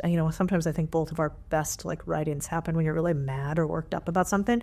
And I was really mad because a bunch of people were talking about how open border policies are kind. And I don't believe that at all. I think it creates massive tragedy and violence. And so I was writing about my time down there when I was in college, and how I spent a period of time along the U.S.-Mexico border in Juarez, which is a city across from El Paso, right? And, what was interesting is you and I haven't even talked about it that much. No, we haven't. But What made you go down there in the first place? I got a grant from the Howard Buffett Foundation. Okay, but Oh, like what made me want No, it? but it's like, okay, so you get a grant, so you're like, I'm going to go cover narco trafficking on the border. Like, not like, oh, I'm going to go track snow leopards, right? Or I'm going to study the, I don't know, effects of, water restriction or resource restrictions, in the Southwest. You chose to cover narco trafficking. I don't know. I find it fascinating. Did you apply? Sorry, go ahead. No, tell me. Did you apply for the grant with the understanding of like, this is what you want to do? Or did you get the grant and then you're like, this is what I'm going to do with it? Yeah, you got the grant first. Basically, I was in the, what was it called? The Journalism school? Yeah, Walter Cronkite School for Print Journalism. And my, it was a good school for that. Arizona's not the Harvard of the West. But anyway, and I started working with the dean of the Walter Cronkite School because I liked writing and it was in one of her classes and did well, whatever. And she told me to apply for it. Yeah. And there was a group of us that all did it and we could choose different segments that we wanted to focus on. And I think that maybe it's similar to you in some ways. I find it fascinating to go and see people that I cannot understand. Right. Like I don't actually understand why someone would rape and mutilate a woman along the border continuously. Like I don't understand why you would want to be in a cartel with a bunch of other cartel members that are, violent and hurt you too and have a high probability of going to jail. Like that's just such a different world than me. Yeah. And I think part of me, I'm just massively curious about humans and like the depths we can go to depravity and the heights we can go to, heavenliness. Yeah. And so, I wanted to see the full breadth of humanity. And so money, like similar to you, money actually never interested me when I was young. I really just wanted adventure. My favorite book was Adventure Capitalist, which is where he rode a motorbike all around the world. Oh, yeah. And that's how I ended up setting that business up in Latin America. But back then, I wanted to tell stories that nobody else had covered before. And I found that adventure fascinating. And I liked that slight sense of danger, for whatever reason. And so, yeah, that's why I ended up going down there. And another woman, Courtney Sargent, went with me for part of it, and she was my photographer. Yeah. And I remember. Why just part of it? Did she not last as long, or was it just? No, there were we had the different assignments. So Okay. I would go down some places, she would go down. Okay, got it. No, I think she's still a journalist. And what was it? Was it just I'm going to observe and report, or was there some distinct element that you wanted to cover or bring to light? What I found is when you're observing things, things will just emerge. Of course. So I went down there originally. Usually you start with a who. So I had this guy, Gil Gillenwater, who had something in Agua Prieta. Rancho Feliz was the name. It was a nonprofit. It was a really cool idea. So basically Gil made a bunch of money in real estate, becomes kind of spiritual, becomes buddies with the Dalai Lama of all people, starts this nonprofit in Mexico called Rancho Feliz. And the idea is this: you get a house in Rancho Feliz if you help somebody else build theirs. And so it is a self-fulfilling nonprofit in that they have to be profitable, they have to help each other, they have to have jobs inside of the nonprofit. They can't let anything go into neglect or they get kicked out of the community. So it's kind of this capitalistic nonprofit. Anyway, I thought that was cool. So I started with him and was he's got all these connections down there because I didn't know anybody and I spoke Spanish, but not that well. And then we were in Agua Prieta for a bit, and that was kind of wild because I remember it being real cold there during the winter, and none of those places have heat, right? Yeah. So Courtney and I are sitting by that propane tank, and you really shouldn't do that all night. And so one of us had to stay up. But anyway, that's where we started getting a few connections. And Agua Prieta wasn't that dangerous. So we started there, but then we realized if we wanted to cover interesting stories, things that were headline stories, we need to go to the bigger city. Yeah. So then we went to Juarez and El Paso. And the moment that I knew I wanted to cover what was happening there, I'll never forget. When you come from El Paso into Juarez, you cross the Rio Grande. There's a bridge that goes over the... Oh, yeah, I remember. Right? Yeah. And back then, and I don't know if it's still there, but there was this cross on the Juarez side, big wooden cross, and it was covered with pink ribbons and tokens. And every single one of those was for a woman who was missing, las desaparecidas. Okay. And it was a big cross, and in my mind, it's probably even bigger than it is, but I remember it being towering to me. And I remember looking at it and thinking, my God, all these murdered women. You know, why? How? Who's doing this? And then as you walked the city, all along the city, you'd see crosses, like little memorials with, you know, like the Sons of Millionaire or whoever, and pink little pamphlets of the missing women. And when I saw those, I was like, how can so many like beautiful young girls just go missing and nobody cares? And it's like right there. It's like stone's throw from El Paso. You know, how could that be? But when you look at it though, is it just a different social dynamic, like not caring? Like people grieve differently. People value human life differently. Do you think they had just become so socially conditioned to seeing it happen that it was like not a factor of if but when? I think that darkness, or like, I think that bad things love darkness. Bad things love darkness. Like operators go out at night, right? Why? Because like the cover of darkness, I don't know why, but it's just easier to operate when things are opaque. And the interesting part about Juarez is that most of the people who were there are transient. So they have these big maquiladoras, the factories there, right? Where U.S. companies manufacture like Home Depot parts. Lowe's has big maquiladoras. We went in many of them, and they're like these, you know, assembly lines where they bus in women predominantly because the men fought too much. So it was almost all the workers, and there would be young women. So they're docile, they don't fight, they get paid less.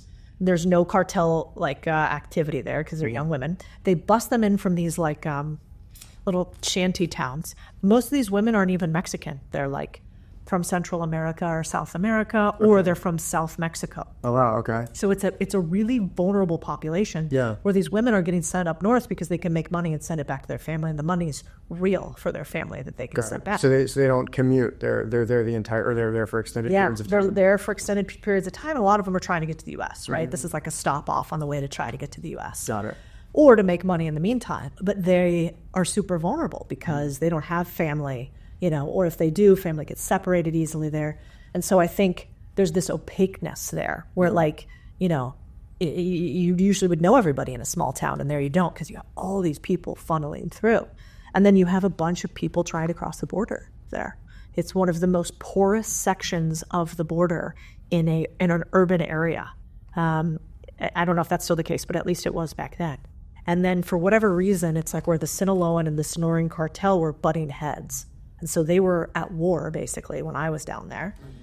And I was reading that, like, last year, 2,000 people were murdered in Juarez. Last year alone? Last year, which is crazy. When I was down there, they said that during that 3-year period that I was there, I wasn't there for 3 years, but like that rolling 3-year period, 10,000 people were murdered.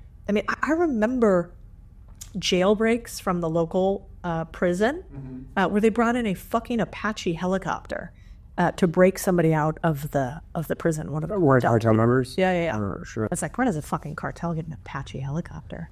How does that happen? They buy it from, like, because that's from us, right? I wouldn't even begin to know where. I think you would probably buy it on the black market somehow, and I have no idea. I don't know.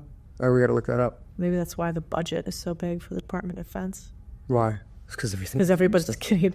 Everything. It's like, don't they say that, like, they have They say that Americans have X number of guns, but like 30 to 40% of them are in Mexico. Like they're not even all in the U.S. I don't know what the number is, but I know that there's like a significant percentage. Well, I mean, just for, like, we all are aware of the gun violence that goes on in Mexico. Oh, yeah. And there's supposedly one single gun store in the entire country, and it's on a military base. Yeah, so they're not getting their guns from Mexico. No.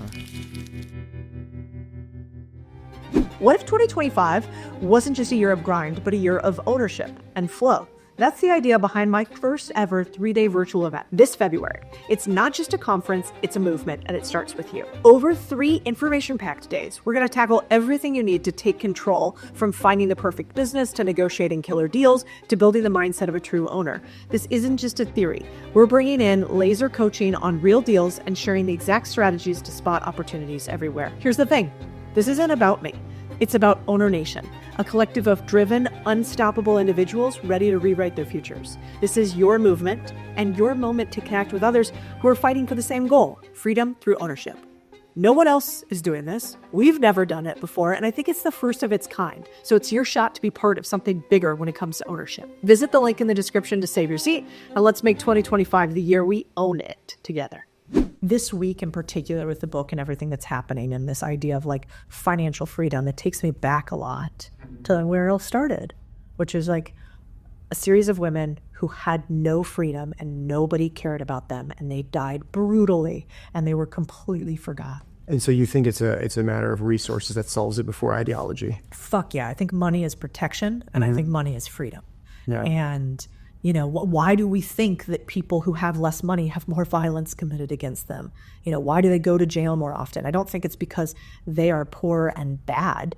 It is because they don't have as much protection. It's a result of the kind of the socioeconomic status? Absolutely. You know, I think that saying of like, when you have something to lose, you know, you are more thoughtful on it is true. Yeah. And so, yeah, it took me back to that. And I kind of want to go back to the border to see like what I remember and what's real, Right. you know? But So your stance on this is a little bit, so if I can just extract it a little bit more, is you think that the open border policy lends itself to more crime. It lends itself to more people being taken advantage. It leads to exploitation. oh yeah. Yeah, I mean, I remember you would just drive like not very far outside of Juarez and the wall just ends. And you could just like hopscotch back and forth along the wall for fucking miles. You know, Neftali Fuentes, a guy that I wrote a story about when I was down there, he had said he had crossed the border like 100 times or something like that. I imagine it's not even that much. I bet there's people who've done it thousands. Yeah. Well, probably, yeah. There had to have been. Yeah, and I don't know how it's changed, but like it was really common back then. And he would get like caught sometimes and shit, but like it kind of didn't matter. Yeah. And One side or the other, they were just kind of released regardless. yeah, and they had a couple organizations down there that would help people in the interim. So you kind of get the same like starter pack every time you got back from the border. So you could kind of get yourself set up again in Mexico. But, you know, I just saw such tragedy there because people are not kept track of, and there's so much transientness. And that I think is where a lot of terrible things happen. You know, and like where else in the world do you see the like hundreds and hundreds of women every single year being and murdered and left in the desert? Yeah. I mean, it's happened for decades there. Right. And I think a large part of that is because there's a huge border crossing and there's all this friction. I mean, some of those deaths have to be because of things Americans have done too. And so, yeah, it takes me back there and simultaneously reminds me why it's so important that we all try to figure out how to get a little bit more freedom and protection. And, you know, and I remember talking to a lot of the immigrants we would help them before border crossings and write some stories about there's a series of old folks homes down there. And so a lot of people would drop off their elderly citizens at these really derelict old folks homes before they were going to try to cross into the U.S. because they knew the elderly person wouldn't be able to make it. Yeah. And then you would send back money to try to take care of them. But a lot of times you'd lose contact. They would, and you know, I met multiple people like Carmelita who hadn't seen her family in like 10 or 20 years. So she was like all by herself in this like derelict place and subsisting off of like nonprofit, you know, cash. And No way. oh yeah. So there's like essentially like generations, right? Because there's a lot of children getting sent over because they have to be cared for, right? Yeah. And then there's the adult or working class or working age of men and women who come over to join the workforce here in the U.S. I never even thought about where the grandparents or where the elderly or where the first generations fall in line. Yeah, back then you could look. One of the stories we wrote about that won a couple awards was you looked at the U.S.-Mexico border, and what didn't make a lot of sense is as you looked at it that the age demographic was really old. Like the border region was more red, if red represented old, than most of the country. And the reason why was because a lot of these people were getting left behind. They called them los abandonados, and they were the abandoned generation. And so we wrote a series of stories on that. I think we were the first to break that story back in the day. But you know, the part that I feel pretty guilty about from when I was young and dumb was just how excited I was to get some of the awards for that story. Yeah. Like Las Desaparecidas stuck with me more because I saw Because you're a young woman. Yeah, I'm a young woman, and I saw brutally murdered young women, and just those images and the smell of a morgue will never get out of my nose, like fully. But that had been sort of covered before, so like it was so new to me, but had been covered. But the generation abandoned, that had never been covered before. No. I hadn't heard about this before. I had no idea, especially living so close, relatively To the border. to the border. Yeah.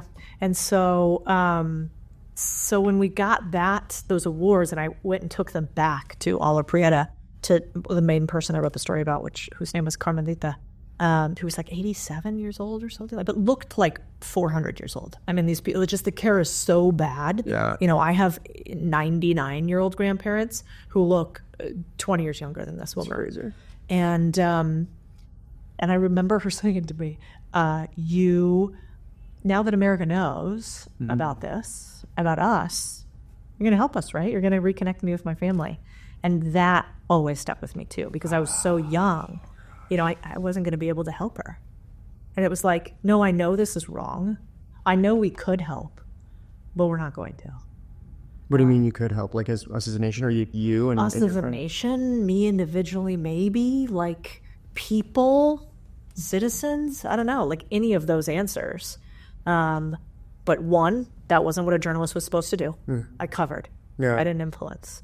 And then two, I knew that even though I wrote the story and we got all these awards, nobody was going to do anything different. Yeah, isn't there like a law in journalism where like don't intervene in nature? Like you see some of these incredible photographs, incredible, striking, I think is a better word, right? Where there's a young malnourished child getting circled by vultures, right? Or there's, the famous one in Vietnam, right? Where they're executing men on the street. I mean, a photographer's just snapping shots.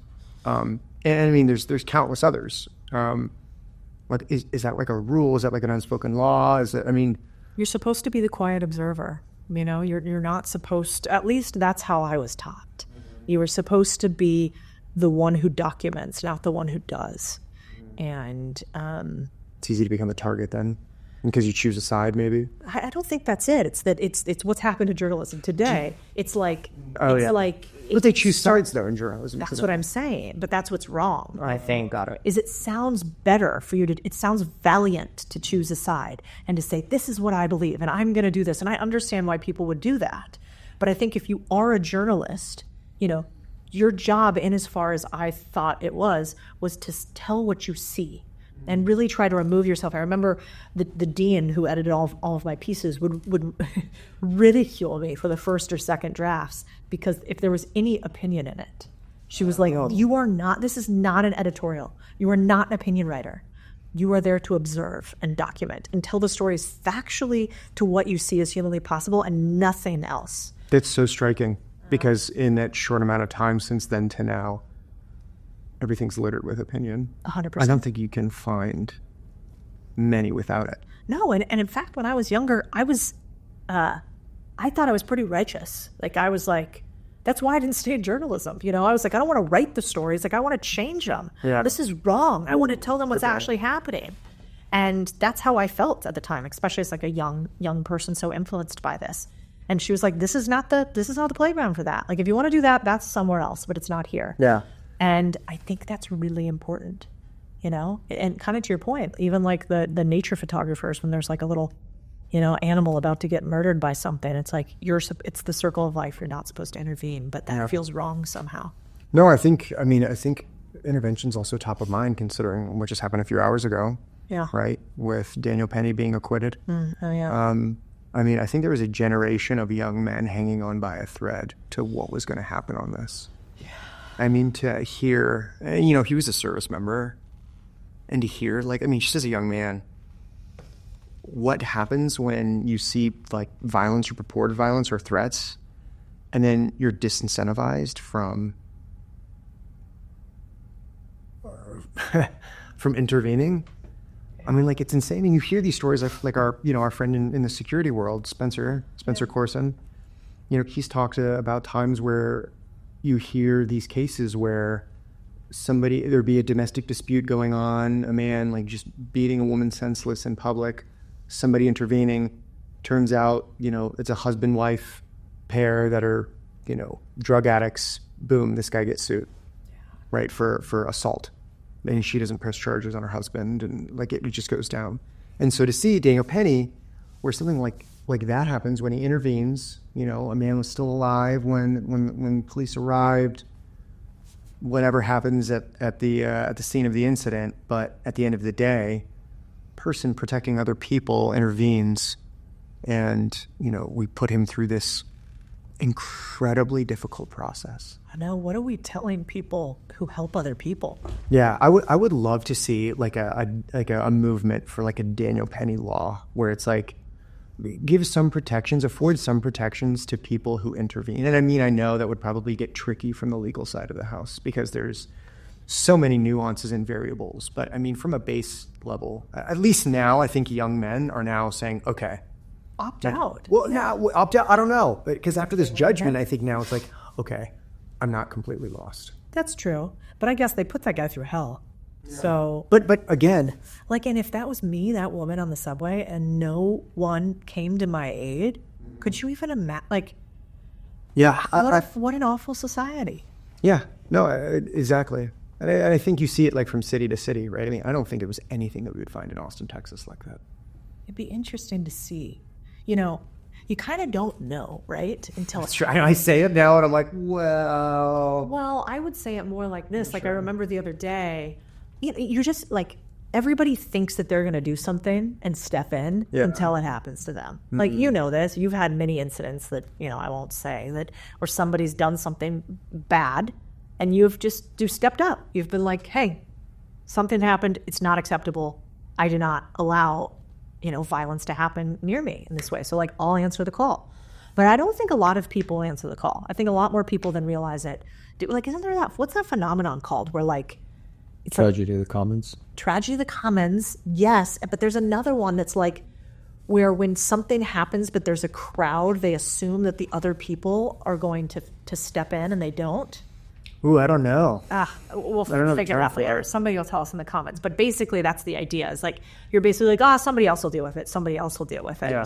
And that's how, like, terrible things happen in big groups. No, well, mom mentality, but it's like the anti. It's like, it's like, because you can hide, you can hide, you know, you can commit violence and hide amongst a crowd, because if you're all guilty, no one is guilty. Yeah, exactly. But if you single out an individual for it, yeah, or you make the assumption that somebody else will intervene. Yeah. Well, I remember when I was a journalist in Phoenix, I did a ride along with a cop, and we got called to a house for domestic violence. Okay. And he was like, "Oh, we're going to XYZ place," and he's like, "It's this lady and this like guy." He knows about like the name. Like, he was like, "Oh, it's Sally and Tom again." Wow. And we get there, and let's call her Sally, is like beat to fuck. I mean, she is like bleeding. She is disheveled. He's obviously fucked up. And she's like, "Oh no, you know, nothing happens here." And the policeman tried to talk her, and he's like, "Nothing. Something obviously happened here. What happened? You know, you called us," because she had called the police to stop him from beating her to death. But then when the cops get there, for whatever reason, Stockholm syndrome or whatever, she goes back on it, which apparently happens a lot, until the guy, and you know, whatever. So we had to leave, and I remember saying to the policeman, like, "Oh my, like, obviously that man beat the shit out of her. What do we do?" Like, and he's like, "Listen, if they don't press charges, and they don't, unless we see something happen where we have a right to take that guy into custody, we legally can't do anything." And no witnesses, because she was the one that called. And so there's nothing we do. And he's like, and the saddest part is he'll eventually kill her. Because that's what we see happen. Statistically, that's like statistically. That's terrible. And, yeah. And that really stuck with me. And then I remember over the course of that night, the next place he got called was like a bar or something, and we picked up a homeless guy who just proceeded to piss all over the back of the police car while we were in it. You know how there's like the cage in front, and so the thing just fucking reeked. And then we have to drop him off. The guy's got to handle him and everything, that he's got to clean out urine like from all over the back. I mean, I can't think of a worse job, honestly, sometimes. I hope we have a major switch in how we think about service-based jobs.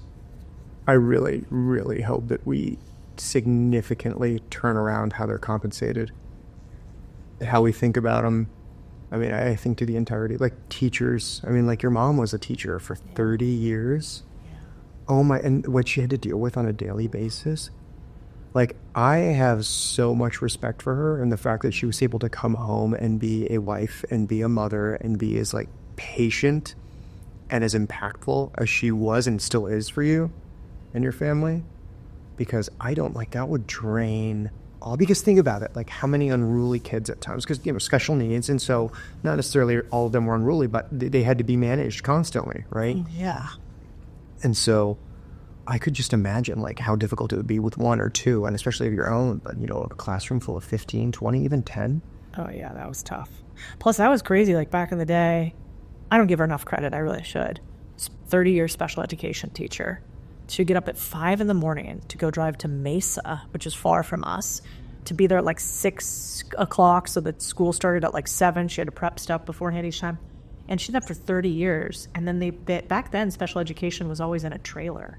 Not only that, but it was like, it wasn't diagnosed. They didn't separate. No, 100%, but also like the aptitude of the children. Oh, it wouldn't separate them by. No, you could have whatever extreme. Yes. Yeah. I mean, she had one student who would like shove thumbtacks under her fingers, and she would always find thumbtacks all over the place. And so they'd be bleeding just crazy stuff. And you know, another one that would like get really upset and, you know, was a bigger kid, and so would start like screaming and ripping off their clothes and then like run around naked. And it's, you know, it was an elementary school and a middle school, so like young kids don't need to be seeing all those parts and stuff. And yeah, I mean, the support infrastructure has to change.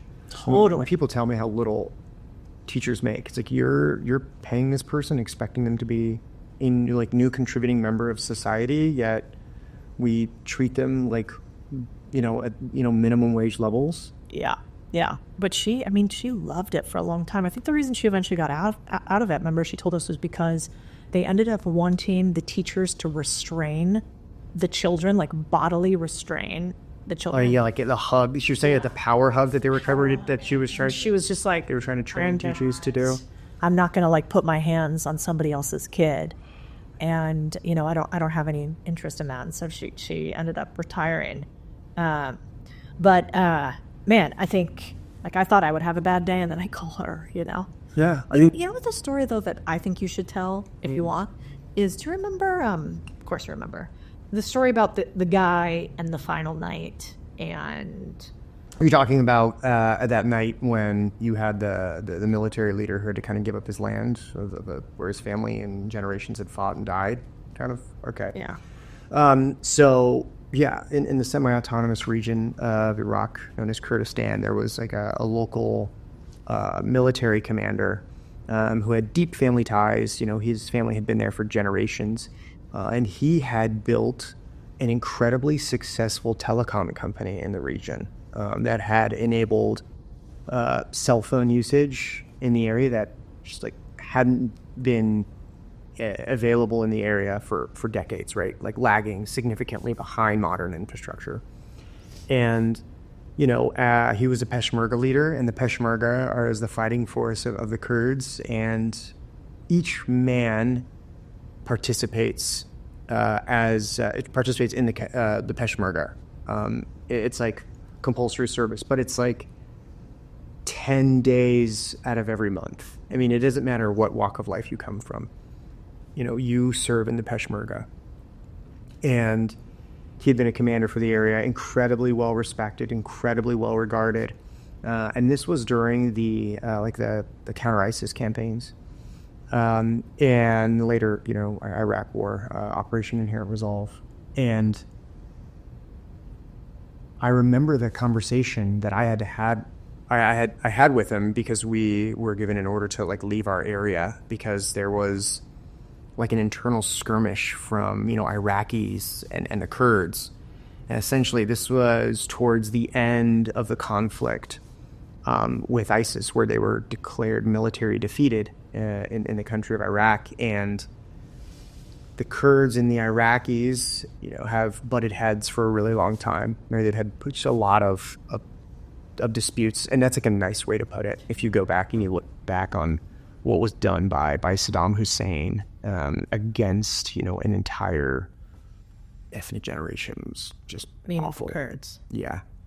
And when you have a conversation with this man, these are other people that he had fought with side by side for the last few years. The Iraqis. Because now the Iraqis, the enemy of my enemy is my friend.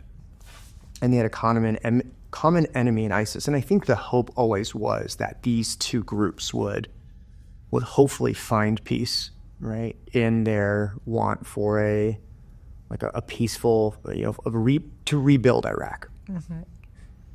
And so this man who wielded incredible power, who had incredible influence, extremely wealthy, just sits there the night before we leave and talks to us about how this is just an accepting factor of history in the area. Because what is an accepting factor? Because the Iraqis were pushing the Kurds further away back into, traditionally older Kurdish territories, areas that they had bled and fought and defended, so that ISIS didn't, move eastern from, Iraq through Kurdistan all the way to the Iranian border. They had held their position, they had fought them off.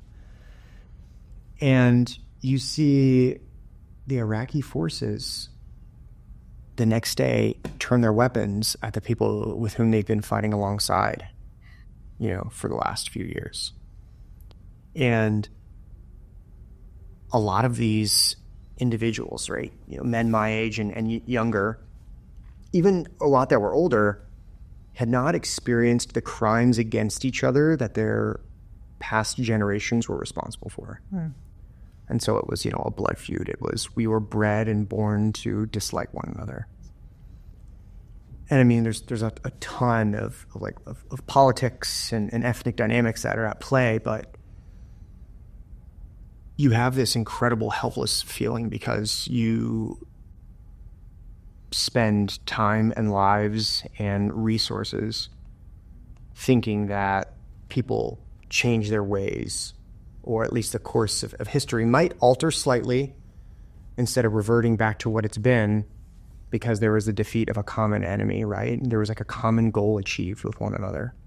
So basically, the Peshmerga and the Kurds helped the Iraqis defend against ISIS for years. For years. And the second that ISIS becomes eliminated, the Kurds live on really valuable land. Yeah. A lot of resources. Yeah. I think and the Iraqis come in and they take everything back from them. Yeah. So they wouldn't fight the hard wars. They let the other guys die No, for them. they fought the hard wars. They absolutely did. I mean, the Iraqis lost a lot of lives, taking back Iraq from ISIS.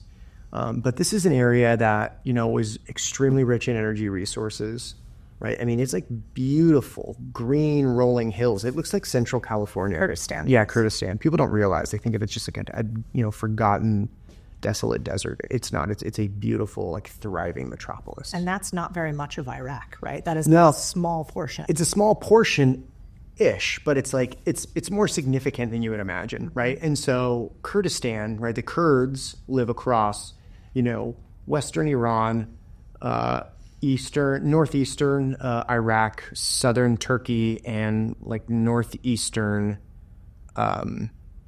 Syria. Mm-hmm. And they're treated there's a certain sect of Kurds that are treated like terrorists in Syria.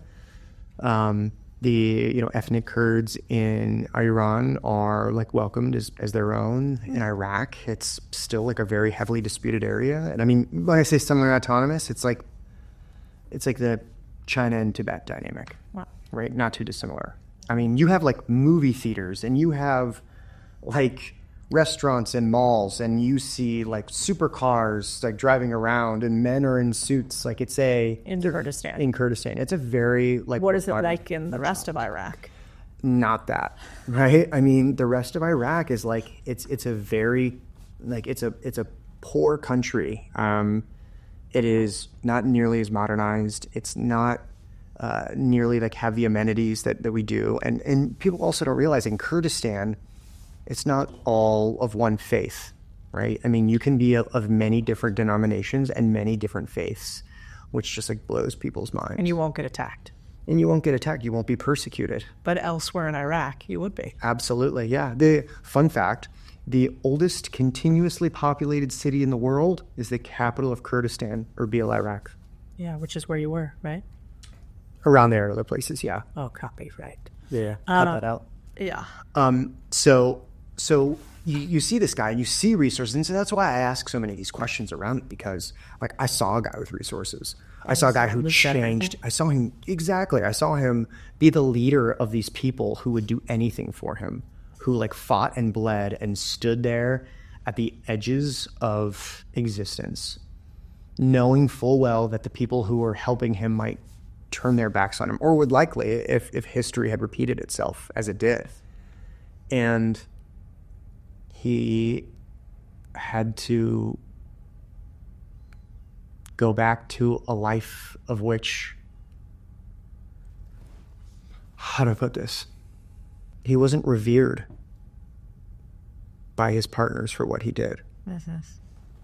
He was thankless, and he was taken advantage of. And so I always wonder, right, like the price of intervention. Yeah. I mean, for him, it's an existential threat, right? He has to. But at least for just once, had somebody allowed him not to live that fate. Just tough to see. Fair. You know? And then it crumbles into, you know, like a civil war type thing. And it's a messy subject. You know what's interesting too is like, I say that money is the key to freedom, but it's like to a point, you know? It's like money, but also we really got to watch out for too much power in the hands of the government, that happens. I mean, I think hands of the government, but, you know, we talk about mob mentality, right? And I think we talk about the wills of people. I think you can earn your way into constraints and in confinement in and of itself. Like getting on this hamster wheel. For me, I don't understand. You talk about getting on this hamster wheel, right? Like, what was the old joke, you know, in one of your old firms was like, "That guy wants to buy a Ferrari." Yeah, I might too. Yeah, but he had to keep working. Exactly. Yeah. Well, I guess I think about it more like I don't think most people realize in America, like if you've never seen the fall of a civilization in some way, it's really hard to understand it. Like when I saw how quick companies fell in Argentina under Cristina Fernandez, I was like, oh my God.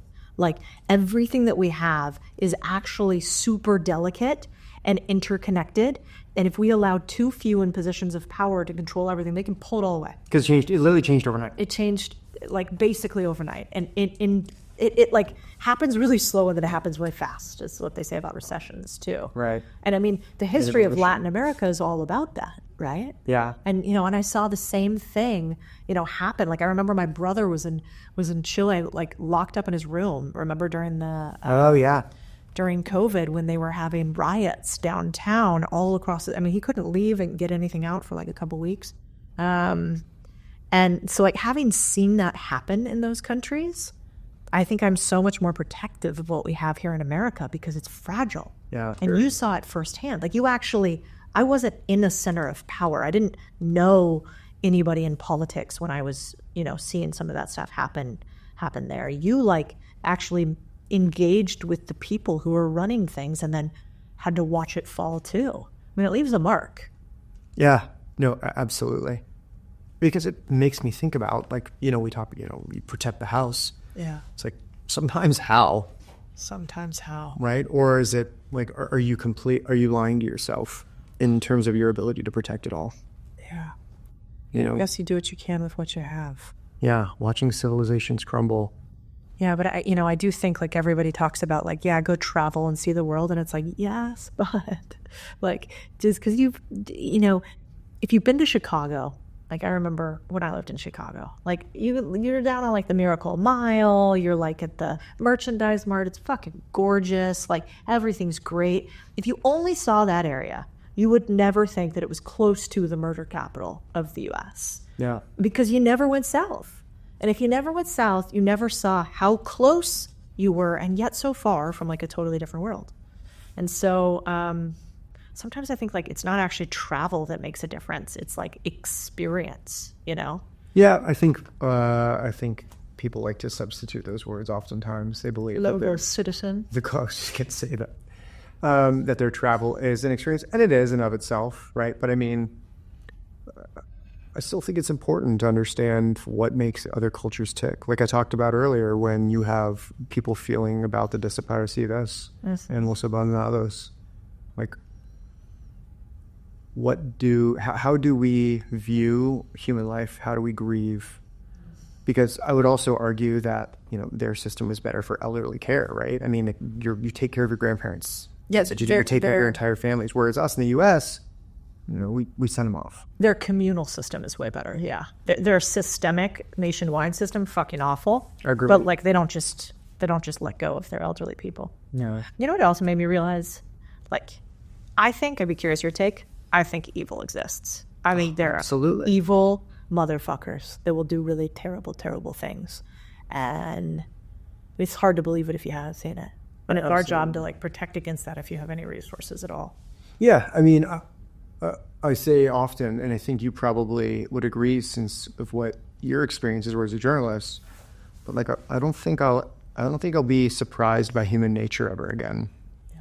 You know what I mean? The ability for someone to do something just so evil and lascivious, or just so offensive against another person or society writ large. And I hate that that's the view. Like, don't get me wrong. I wish it was. I wish it wasn't a view that I held. But it's very difficult to be proven opposite. Yeah, I think you're a very optimistic realist. You're like, lots of shit can happen. Lots of good shit can happen too. Well, I love you. I love you. This was fun. You exist in the world. Me too, you. I'm so proud of you. What a great week. Thank you. It's been fun. Yeah, I hope the book helps. I hope it makes a mark and people get a little bit more pushback on freedom. I do too.